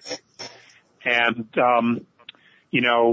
they realized that they couldn't use that chip. So, They went to the weapons route. That's not going to work. No way is that going to work. Not against fifth, sixth density beings. No way is that going to work. So, it's a very, very option unique. Is to go to AI, right? Well, that's not going to work either. They tried that. They tried sending AI into fifth density, and they found it. They caught them, so they know. And that's what CERN was all about. Right. Was to try to send things into the portal, and get it out of here to change. In other words, give them something to think about so that they would leave. That didn't work. So it's all blown up in their face. We are just now in the countdown to truly being a free race. But, once that happens, we have no excuses ourselves. We have got to step up and start behaving, like spiritual adults and take care of each other, take care of our planet, represent our solar system in a mature, responsible manner. It's just got to happen. And I believe with the right mentoring, this can absolutely turn around pretty quickly. And Jim, as far as the environment, they could clean it in a week. Right. Benevolence could come in and clean the environment within a week. So it isn't that far gone. Don't believe that for a minute. Okay. Thank you. Yeah, there was back in 2012, there were Olympics that were held in London. And there was a small group of people who were talking on the internet about, they're going to show themselves. There's going to be a big flyover, a number of craft that will fly over the Olympics, and we will truly see that the ETs are here, et cetera, and the announcement was made by a woman who claimed to represent the Pleiadian High Council. So I asked my own Andromeda Council people about this situation, and they said categorically no. It's not that it's a lie, it's that she's repeating what she's been told by what was an AI programming. What was AI programming on a ship that was pretty much hanging out somewhere in close proximity to the solar system. She was simply repeating what was being told to her, and she thought she was receiving communication from a high Pleiadian council. Of the name and form that she described, I checked with the Andromeda Council people that my contacts, and they said it doesn't exist. They checked all of their records from the mid-level fourth through all the fifth, and what this woman described didn't exist by name. And so, unfortunately, AI has in fact played a role in messing with some people. It's part of the process of the fear, manipulation, control of the people on this planet by reptilians, other regressives. And this actually ties into the whole topic that you were discussing 10 minutes ago regarding, we'll get rid of as many people on Earth as possible. That's not a reptilian agenda, because why would they get rid of their own food source, either energetically or physically? Well, my point was that if they were backed into a corner, it says, well, we're not going to survive this. And they said, well, if we don't survive, nobody else will either. That was kind of right. Yep. Yeah. We got nothing left to lose, right? Right. Except that I think that if we bring this topic current to today, I think that what we're seeing is, the war, threats of war, the skirmishes being perpetuated by, as Simon would say, the sociopaths. And at least in the context that I've learned about them, they are either the humans that have been working for the remaining reptilians on planet, and or the human reptilian hybrids who are at the top of the power pyramid, who are still executing the orders that they've been giving to keep as much of the people on this planet in as much fear as possible. And what better way to instigate fear than to perpetuate what seem to be random terrorist acts. So it's, if you will, to bring summary to this particular topic, it's simply a matter of humans at the top of the power pyramid and human reptilian hybrids at the top of the power pyramid who are trying to perpetuate their own agenda of fear and control over the masses. But it seems like it has deteriorated down to just such a desperate level. It's like you guys can't come up with any other intelligent, ways to approach this than to just reduce everything to just pure terror. That tells me that they're backed into a corner and very desperate. They've run out of options. If it's effective and it continues to work, like Simon said, status quo, if this works, we're going to keep doing it as long as we can. Right. They don't have any incentive to change. Just like the governments, formal governments of this planet, again, my own humble opinion, they have no incentive to say, we formally acknowledge that there has been an ET presence or multiple ET presences visiting this planet for, if not decades, hundreds of years, or maybe thousands. They have no upside to doing that. Comments? What I would just quickly say is that I suppose perhaps I might be the person who can have the greatest insight on this one. Please. The culture of a Draconis reptilian is one of ultimate power and greed without a concept of caring or sharing. And when you have a background of absolute command and control, you don't have that understanding or that capacity to come to the table and have this debate. That's the problem. This is why I talk about the culture and the ceremony and the ritual of these creatures, because they can't just come to a table and sit down and say, okay, cards on the table, we'll give this, what will you give? They can't do that until they can accept and understand that they are equal and they don't have a God-given right to eat people, to put it bluntly. There won't be a change. They can't change. They are incapable of changing until something gives. Something gives. And that's the problem. It's not that they're stupid. They're incredibly intelligent, but they are trapped by a cycle of their own pathetic culture. And now that's difficult for me to say, because I know that they are brilliant in the technological department and absolutely incredible. And, if they could change and be good, they would be a wonderful benefit. But of course, at the moment, they cannot. So there's a small group of them, very small group of them left. You're absolutely right about the CERN device. Both Win and I were nodding to each other here quite vigorously while you were speaking. And they have no more options left. And this is what Alex is saying, that they have no more options. And I think when the hands reach 1 minute to midnight, I think that there will be some form of approach. But what that approach is, I don't know.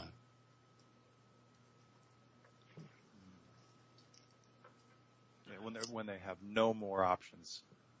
They have no more options now. That's the point. But they still have time. They have a small amount of time, and I think they're just hoping, or like an ostrich, they stick their heads in the sand, hoping that something will happen. But when it doesn't, you see, look, this is how I believe it works.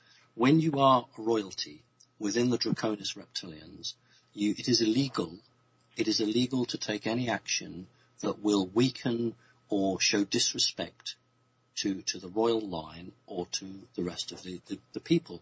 So the only way you can change is by imparting some of your energy in beings on the planet who then teach you compassion.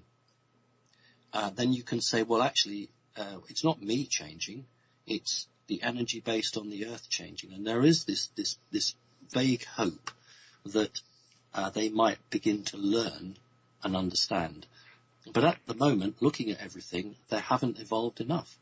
And, I have to ask the serious question, is there actually a place for a race of creatures that are are not beneficial to the wider good.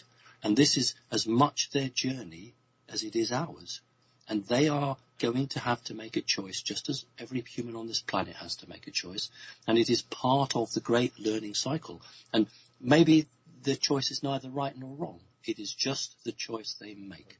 And all I care about is that the humans on this planet can get free and can get on with our lives and can actually go about life without all the fear and the fakery that is being placed on us. We need to literally go right to the foundations of our society and rebuild it. And as Wynne and I have often spoken about, the crucial point is when the system comes down, there will be a vacuum for a short period of time. We need to be prepared for another force, a negative force, which is going to try and get in on that vacuum and pass itself off as the savior. Well, I think in that vacuum also there's going to be an absolute need for re-education, because the population is going to be so bewildered. Because essentially, it's like Graham Hancock always says is, we're a species with amnesia. We don't know who we are.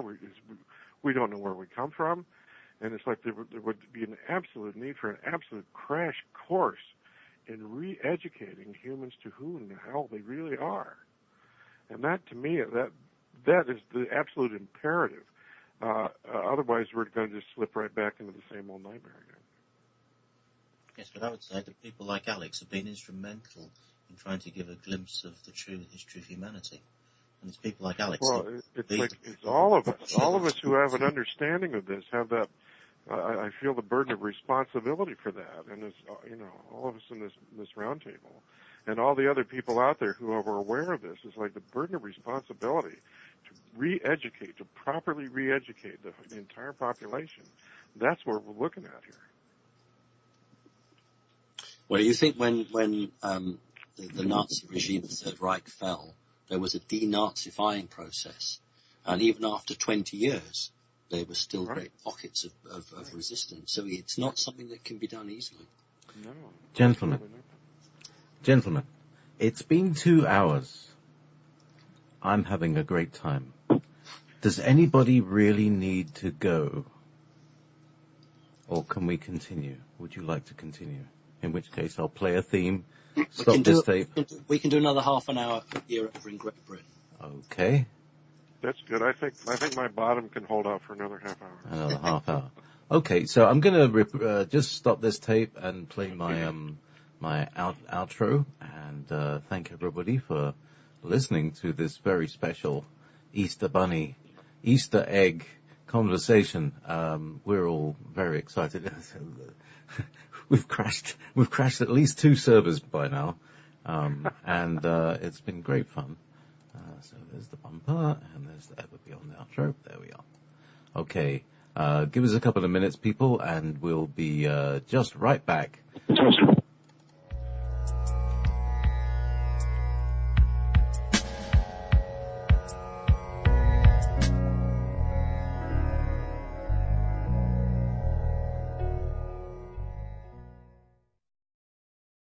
Oh, yes, you are. You are listening to Wolf Spirit Radio. I would like to remind everybody that this is a subscriber-supported station and a donation-supported station. We do this all for the love of it, or for the craziness of it, or whatever. I don't know. In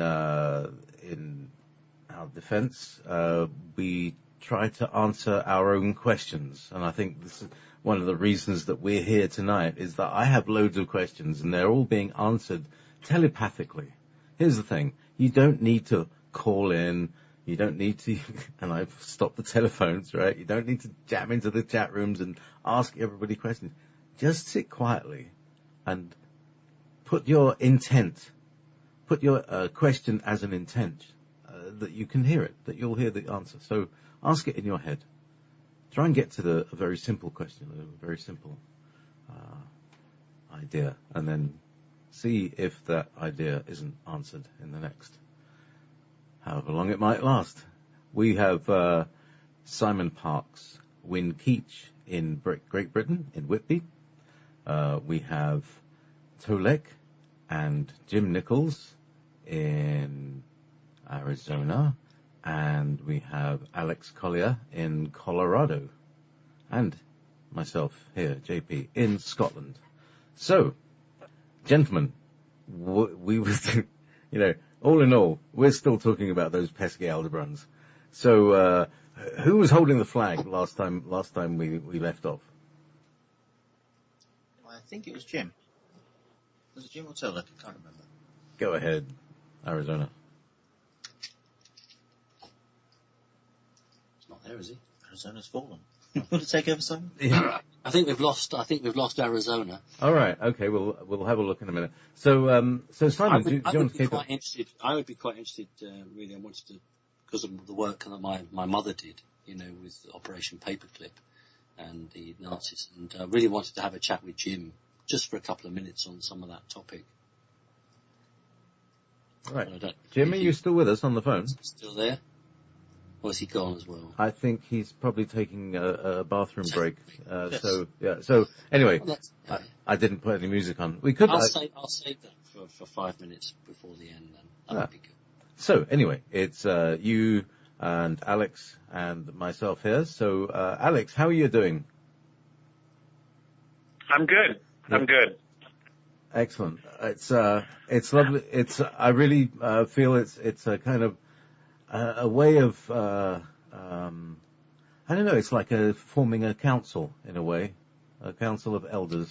It's lovely to be in this environment. There's some very, very high minds and high consciousness, and everybody brings their part to the table. Go ahead, Alex. Well, I was going to say, to me, it's more like into the Fellowship of the Ring. We're here to destroy the ring, so we can get rid of all the evil powers, and we can all live free. So, Fellowship of the Ring. Yeah, I do look a bit like Bilbo Baggins. You smell like him too. There you go. I got quite hairy feet, I have to say.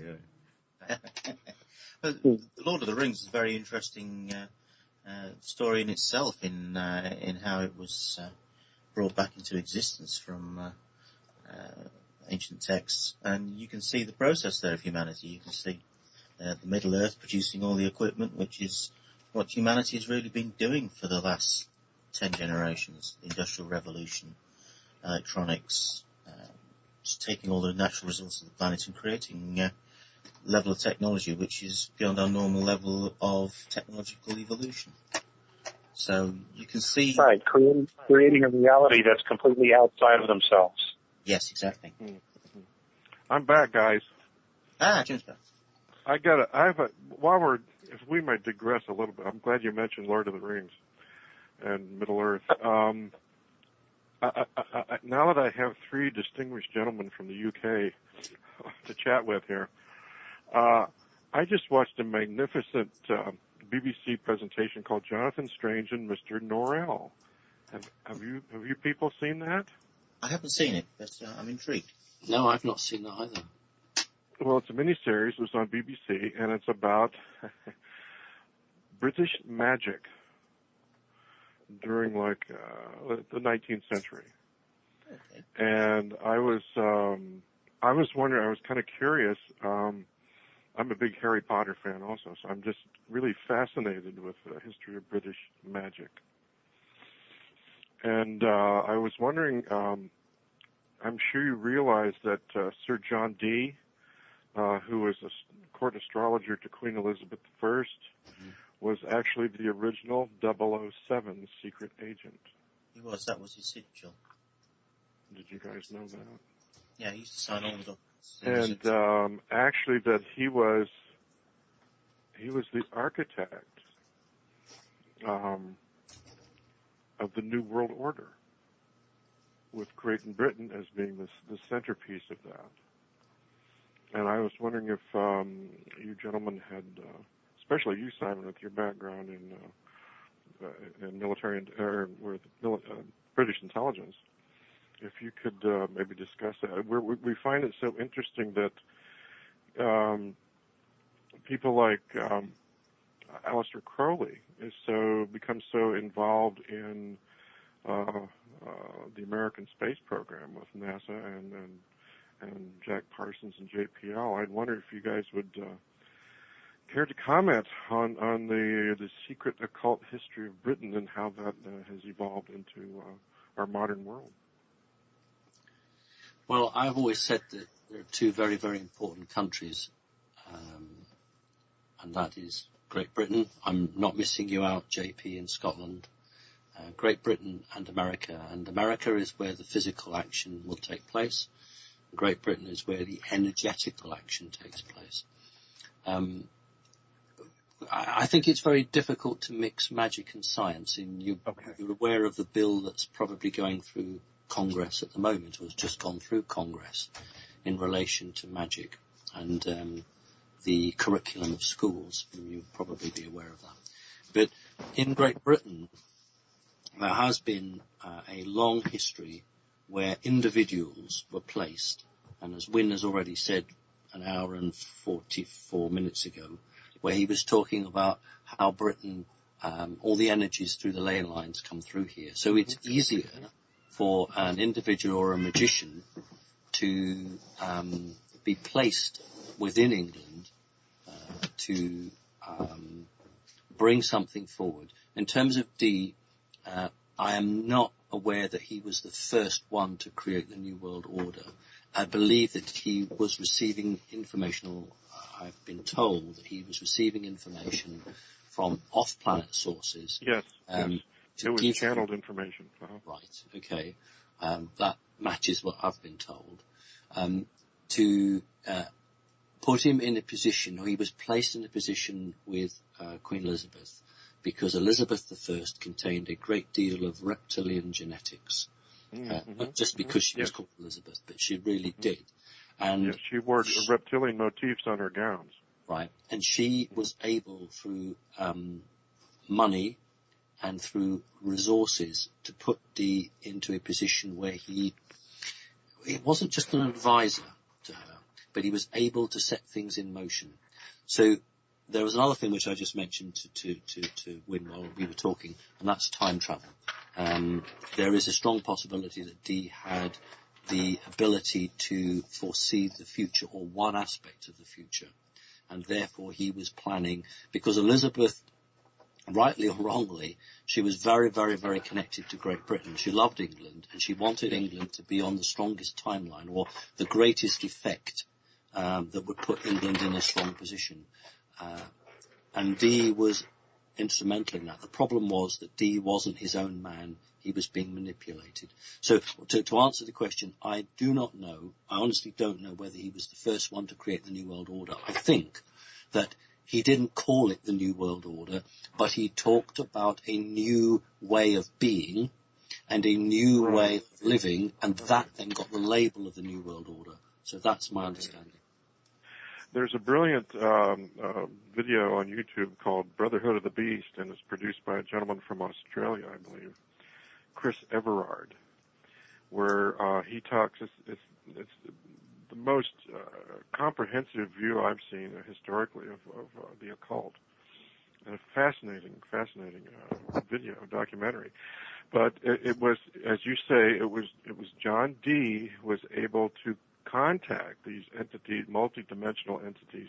I wouldn't even call them extraterrestrial. I would call them hyperdimensional entities that showed him or gave him the plan. And they didn't really call it the New World Order, but they showed him a plan. And in the plan, they showed how each nation of the world was controlled or supervised by a particular non-physical entity. And he was shown the magical formulas or whatever to harness the energies of this consortium with Britain at the center to create the British Empire. Mm-hmm. And come on, we got to agree that somewhere or another, Great Britain actually created this incredible empire. And you look at this dinky little island on the coast of Europe, dominated the world. And said, well, is that an accident? Or was John Dee in tune to something so powerful that the British Empire could really pull it off? the reason is that Britain has always been very important in terms of spiritual energy. We have a system here of earth energy systems called the ley line system, which I don't know if you know of those in the States, but the UK is crucial to this network. It's the centre of it. And if you look back to, going back to the Nazis again, if you look at Hitler, he was geomantically sensitive in terms of where he positioned key infrastructure and new buildings. And during the war, he had one aspiration, and that was to set up the world centre for the Axis Empire was going to be in the centre of the UK in a city called Leeds, which is why that city was forbidden to be bombed by the Luftwaffe. Exactly. He wanted, because he recognised that it was at a crucial point on the Earth energy, and the Earth energy system is also the Earth consciousness system. So if you're going to impose your magic into the world generally, you have to be at those centres. So yes, the UK has always been very very important in that respect. So I don't think it's an accident. I could appreciate that from a personal level. I've been to Glastonbury and Avebury, and I've been to some of the magic sites over there. Climbed the tour at Glastonbury, and I have personally felt a real totally drawn to that area, and it's been an area of fascination for me. And it's a great pleasure to actually talk to you three gentlemen here today, because this is something very personal to me also. Yes, it's something I've studied technologically as well. I actually studied the ley line system in this part of England with friends that were both psychics and geomancers. We can dowse the energy lines, and I took technical equipment, and we had about 95% correlation between all the methods. And when you start looking at it as an engineer, you realise that system is engineered as a holographic energetic processing system. It's a very, very real technology, right? Yeah, it is a part of reality management, and it's ancient technology, and it's still operating. Well, can you just expand on that little nugget there, please, Win? Sorry. Well, yes. I mean, for instance, here, Whitby, for instance, if you can imagine important intersection points on this grid, in the UK, you could think of them as chakras in the human body. Well, Whitby is in fact the 13th chakra on the ley line system, if you map it out. And the ley line one of the most important ley lines actually goes through my house, and it hits a line of standing stones just above my house. And taking, for instance, the energy measurements from that, you find that that's actually engineered as a diffraction grating. It's actually a beam splitting component that sends the signal directly to an ancient ruin we have here called Whitby Abbey, which is on the headland here, very famous for Dracula and all that kind of literature.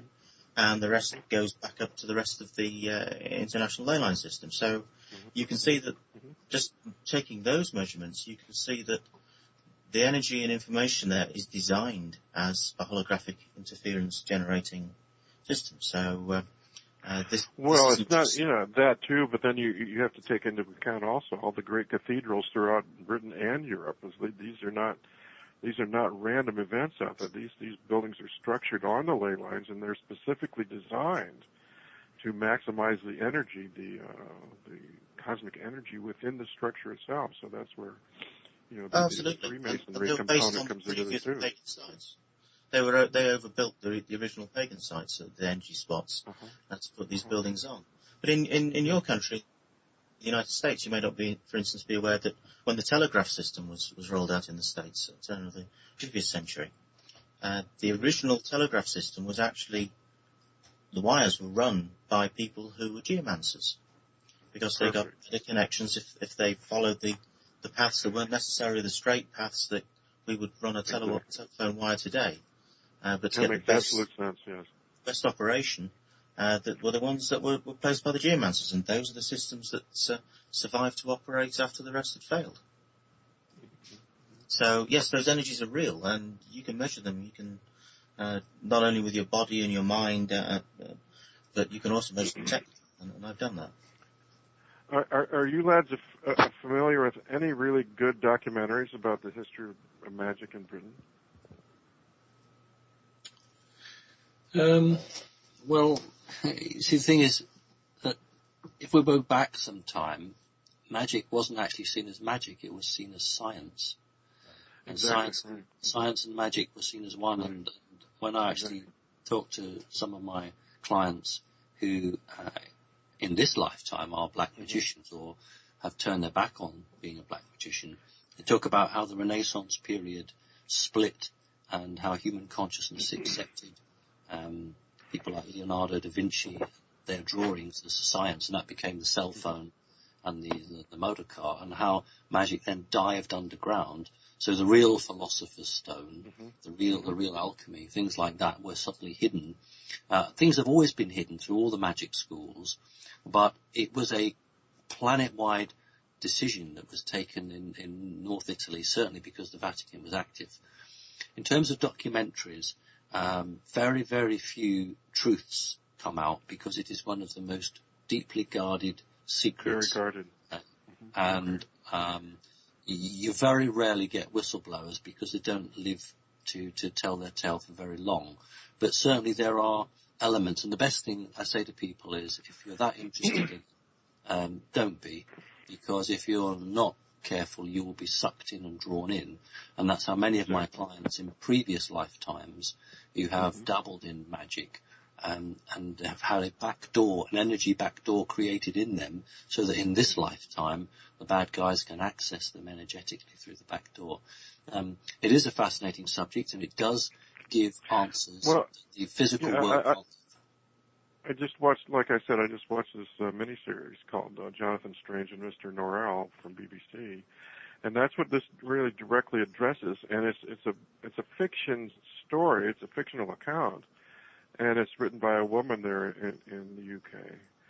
And I'm thinking, well, wow, somebody over there knows a whole lot about this stuff, and it's very, very interesting. And I look at somebody like J.K. Rowling and the incredible work she's done with the Harry Potter series, and it's like, you look at the magic that is displayed in that, and I use the term magic when it's, I'm being kind here, it's actually occult. This occult technology that's being displayed here. It's like, wow, it's like somebody knows a lot about this stuff, and it's just amazing how it is being showcased all of a sudden here in broad daylight. And I think it's very interesting. Well, there are a number of authors and yes. and you know yourself, directors of movies that obtain information or given information. There's a guy called Paulson who wrote some what's called dark mysteries, I think, or dark magic books. And the hero in the book was a young girl called Lyra.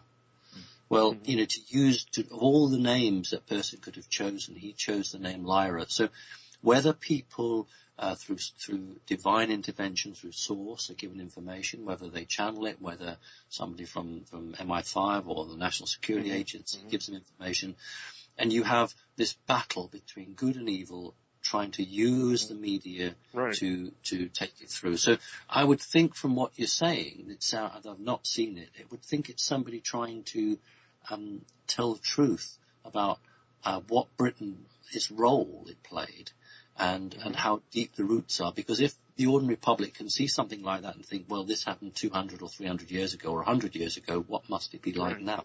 So hopefully watching something like that will make people question. Well, it's very interesting, and I was just curious if you gentlemen had any more insights into that. But yeah, it's something you don't want to play with. And as I understand it, J.K. Rowling, when she wrote Harry Potter, just pretty much channeled it. The whole thing just came to her. And she was on a train journey. Yeah. She was on a train journey, not a million miles away from where we are here. And it did come to her, and she started to write it on any bits of paper that she had. Exactly. I saw that in her documentary. And anyway, it's just a little diversion here. I was just kind of curious about that. Thank you.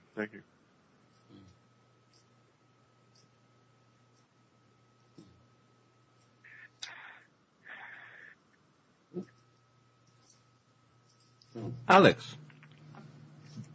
Yes. Haven't heard from you for a little while. Do you have any comments? I was just fascinated with that late conversation. I thought that was absolutely magnificent. And I think it's great. And, along the lines of Hollywood, they are doing everything they can to try to give us information. There are so many cryptic messages being delivered to the audience that is paying attention. For example, the latest Superman, Batman, there are incredible cryptic messages in the movie that they're trying to tell people what's going on because they cannot come right out and say it, without heads coming off. So I just think that, the information's out there and it's being given to us, to those who are paying attention and to those who are really listening. And, they're doing their best to share what's going on as they are also figuring it out. You got to remember that many of these people who are at the high levels, they have been drawn into these circles and fed all this information. And I think it was Richard Hoagland, who said, too much to his credit, that there's a different lie being told on every level. And now that those lies are being exposed, everyone's coming to the same conclusion that the way things were going is absolutely not going to work for humanity, for anyone. So they're doing their best to cryptically share information, without jeopardizing their families' lives, their friends, etc. But I think that at some point we're all going to be exactly on the same page, and that's how I see it unfolding. Is that we're all going to be on the same page here, and once we do that, the shift will occur like so fast it'll catch everyone's breath away. So Jim, that's what I got. Jim, you said to me, we were speaking a few weeks ago about the movie Tomorrowland. Right. And I think there are probably some moments of insight there that would tie into this topic. Well, you'll just have to tune in Friday night when Yvonne Palermo and I talk all about the Tomorrowland mystery on Wolf Spirit Radio. Yeah, we're going to talk about this topic, and I'm looking forward to it. How much more time do we have to talk here? As long as you like. Jim, can you throw us the crumb? Excuse me? Throw us a crumb. Can you throw us a crumb, a bone here? Can you throw us any kind of a bone? Can I tell you what it's about? It's about Tomorrowland? No, I know about the movie, but, about the mystery. Can you throw us about the mystery? Well, the mystery is that the Tomorrowland movie blows a whistle on a secret society that actually existed, and it's called Plus Ultra, and it was formed at the end of the 19th century by Nikola Tesla, Thomas Edison, Gustav Eiffel, and Jules Verne. Yeah. And their plan was to actually create, or somehow create what would be called a Tomorrowland. That they were tired of being bullied and exploited by the J.P. Morgans and by the politics and by the military warlords to use their technology to destroy humanity. And then they agreed that, we can make a better world than this if we were just given the chance. And so that's the mystery. And it's like, well, how far did they go with this? And ultimately, the secret society leads all the way to Walt Disney. And he was one of the later members of Plus Ultra. And just before he died, he was creating the Epcot Center down in Florida, which was essentially was realizing the dream of the original 4 members of Plus Ultra. But then he allegedly died in 1966, and the question is, well, did he really die, or did these guys actually create a dimensional wormhole or something where they went off and actually created Tomorrowland somewhere else in some other reality? So that's the mystery of, in a nutshell, of Tomorrowland. Wow, that sounds fascinating. That sounds fascinating. And And the guy who produced the movie, his name is Brad Bird, is also is the latest member of Plus Ultra. And so it's like this movie is showcasing what you think is just a stupid, silly Disney adventure. And it's like they're telling you what this whole secret society story right in your face, and you don't realize it. Yeah. So anyway, this is what Yvonne and I are going to talk about this a whole bunch on Friday night. The only thing I can add to that is if you read Jules Verne's stories, I knew Jules Verne was involved. I didn't know the other names. They're new to me. Yeah. But that's why it was tragic with Jules Verne. It was the technology, but how it was being used badly, and how there would be this hero who was torn between his values on one side and on the world on the other. And Jules Verne poured out his heart through his science fiction books. So I was aware of Jules Verne, but the other names are new. So thank you very much for that. That was something I didn't know. Well, it's something, and it is a mystery, and it's very well hidden, and it's only just recently that this is starting to leak out. And so I thought, well, they talk about it very specifically in the movie, so I might look it up myself and say, oh my God, this is a real deal. There really was a Plus Ultra, and it really still exists. So we're going to dig more deeply into this.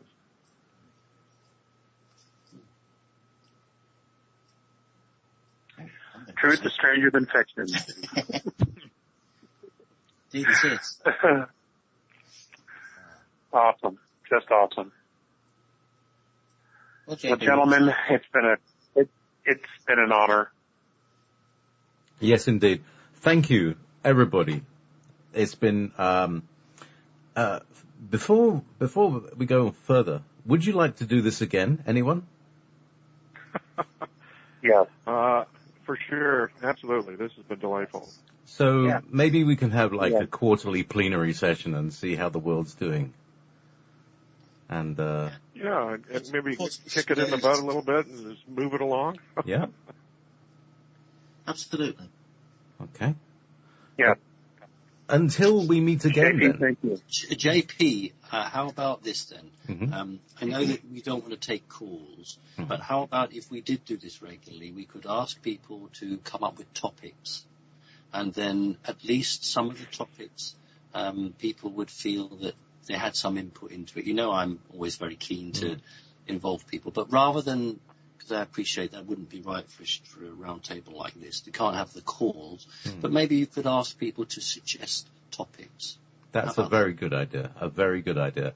And we could perhaps have some sort of what they call a tag cloud, so that the topics that are chosen sort of appear bigger in the text, and that was bubble up. Fantastic. Thank you. So, how about a farewell from everybody in turn?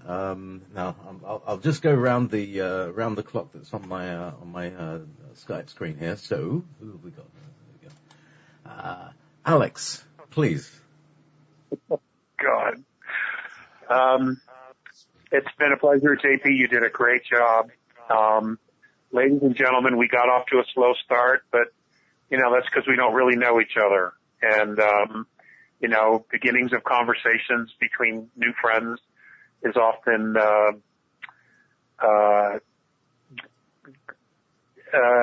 we stumble, but, we're not new friends now. Now we're old friends. And, the next several conversations, I'm sure, are going to be very vibrant and very alive, and as we continue to learn each other, more and more will come out. And I just want you to know that this is all for your benefit. We are doing this for you because we want you to catch up. We want you to be on the same page. So thank you for your time. Alex Collier, thank you very much.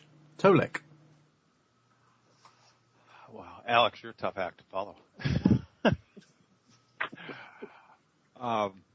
Seriously, I always find it to be an honor and to be enlightening to join other gentlemen who have skills and knowledge equal and excelling my own. I find that I'm always a student in this life, and so for me, I'm happy and I'm honored to be part of this multi-way conversation. Simon, it was great to have you as part of this discussion again, and I'm glad that you brought your friend with you. And I think anytime that we can expand our own minds and our own hearts and souls, we can always learn more. So, JP, thanks for doing this, and thanks for having me as part of this multi-way discussion. I appreciate it. You're very welcome, Tolek. And here's the thing: you've all been guests on Ever Beyond before, every single one of you. And it's like, well, you've been here once. What is it they say? You come here twice. Once on the way up and once on the way down. And If I may make one more comment. Go ahead, Tom. As well as all of these other gentlemen, we've all been interviewed before, and we've all been involved in panel discussions before, where there are a number of questions that we keep answering as fast as we can and as thorough as we can. And this was quite different because it truly is a roundtable where we're sharing our knowledge, what we've learned, what we believe, what we perceive. And so I think it, as Alex mentioned, it takes a little bit of a time for a conversation like this to get life and to get energy and to get traction. And I believe that has happened. We've come to learn about each other a little bit better, but it's truly unique because it is a round table and each of us have a different perspective. We come to this information having met different people from different dimensions and learned different things. So it's a sharing experience as compared to answering questions. So it's different. It's enjoyable, but it's different. Lovely. Thank you. I was hoping to achieve something like that. And exactly the word that you used is perspective. A lot of people going on about truth. Truth is, I'm part of the truth movement. And, Alex Jones is Bill Hicks and that's the truth, And then, 9/11 was an inside job and that's the truth. But, there's all these different layers of it. But it's much better to see things in terms of this is the perspective. And something that Alex has always said is from the Andromedan's perspective, such and such and such and such. And I think that's really very important, is that rather than in my humble opinion, which is like, that's not good. That's not good for your own self-esteem. But to say, from my perspective, this is how it is, then everybody can relax. Nobody's imposing their truth on anybody. And so, and it's very interesting. I just want to see how this could expand into something very, very useful. Jim, would you like to bid your farewells? Yeah, thanks, JP. I deeply appreciate your having me on your show, and to be part of such an esteemed group here is just extraordinary. And it's kind of also fulfilled a wish of mine. I've been wanting to talk to Simon Parkes for over a year now, so that's like we finally managed to accomplish that. And Simon, if you get back to pursuing your political career, I wish you all the best for that also. Thanks. But thank you. I think this has been delightful, and I wholeheartedly suggest that we continue that now that we've kind of established a dialogue here. And I think a dialogue that we can be comfortable with. I think let's push it and see where else we can go with this. Thank you very much. Now, gentlemen, I'll keep this chat room, this little Skype box. I won't. I normally pack them up and throw them away, but you can keep your dialogue. Start adding your contacts and things like that. Simon Parkes and Win Keach, would you like to bid your farewells? Thank you very much, gentlemen. Okay. It's truly been a pleasure and an honour to be invited onto this tonight, JP. And I must say, in all my travels of the world, and I've travelled extensively and worked over large parts of the world, I've come to realise, as I'm sure we all have, that there are only two types of people in the world, good people and bad people. And the good people outweigh the bad people by a huge number. And you can see here we have people who have influences from different exogroups on this roundtable tonight. And you can see amongst those, doesn't matter what the differences are, there are still good people out there. And I can feel that it extends through the listening audience here. And I think it's so wonderful that people have shown commitment to actually listen into the show and to patiently go through what we've had to be able to show for them. And to everybody out there, thank you very much. Simon? Oh. You want to wake up? My turn. Simon. I was waiting for you to call me, JP. You called everyone else. Oh, I'm sorry, because I sort of did you as a bulk. The whip began because you're on one mic, but yes, indeed. Thank you very well. Let me say thank you very much, Win.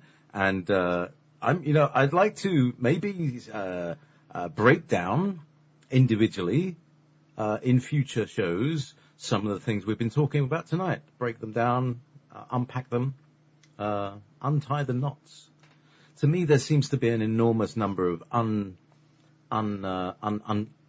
untied knots that needs to be sorted out. That everybody can then breathe and kind of start making peace again. Simon Parks, would you like to have our final farewell? To all the thousands of Connecting Consciousness members throughout this planet, thank you for your strength and determination. This year and next year will be the testing of you and me and many other people. Remember that we're all equal. No one is better than anyone else. Stay true to yourself. And when the media perhaps start to give you lies, or the cell phone network is cut off and Facebook is cut off, don't go into a panic. Remember what we've talked about. Keep your head. Form your groups. Try and meet up. Try and support each other. And those of you who have got some supplies, I hope you will, share them with other people like-minded as yourselves. So don't be fearful, because we have to go through this, and the outcome is going to be good. So thank you, JP. Jim, I wanted to talk more about the Nazi stuff. Maybe next time we can. Alex, an absolute pleasure. It shows that somebody who is fifth dimensional can get on with somebody who is fourth dimensional. And Tolek, it was just nice to have a chat with you. So JP, thanks ever so much. You're very welcome. Any last words bursting from anyone? Bedtime. Thanks again. It was delightful. Thank you. Good night. Good night. As they say on the Magic Roundabout, time for bed, said Zebedee. I was going to say that. This has been a very special Easter egg ever beyond. Thank you very much, and good night, everybody. Good night. Good night.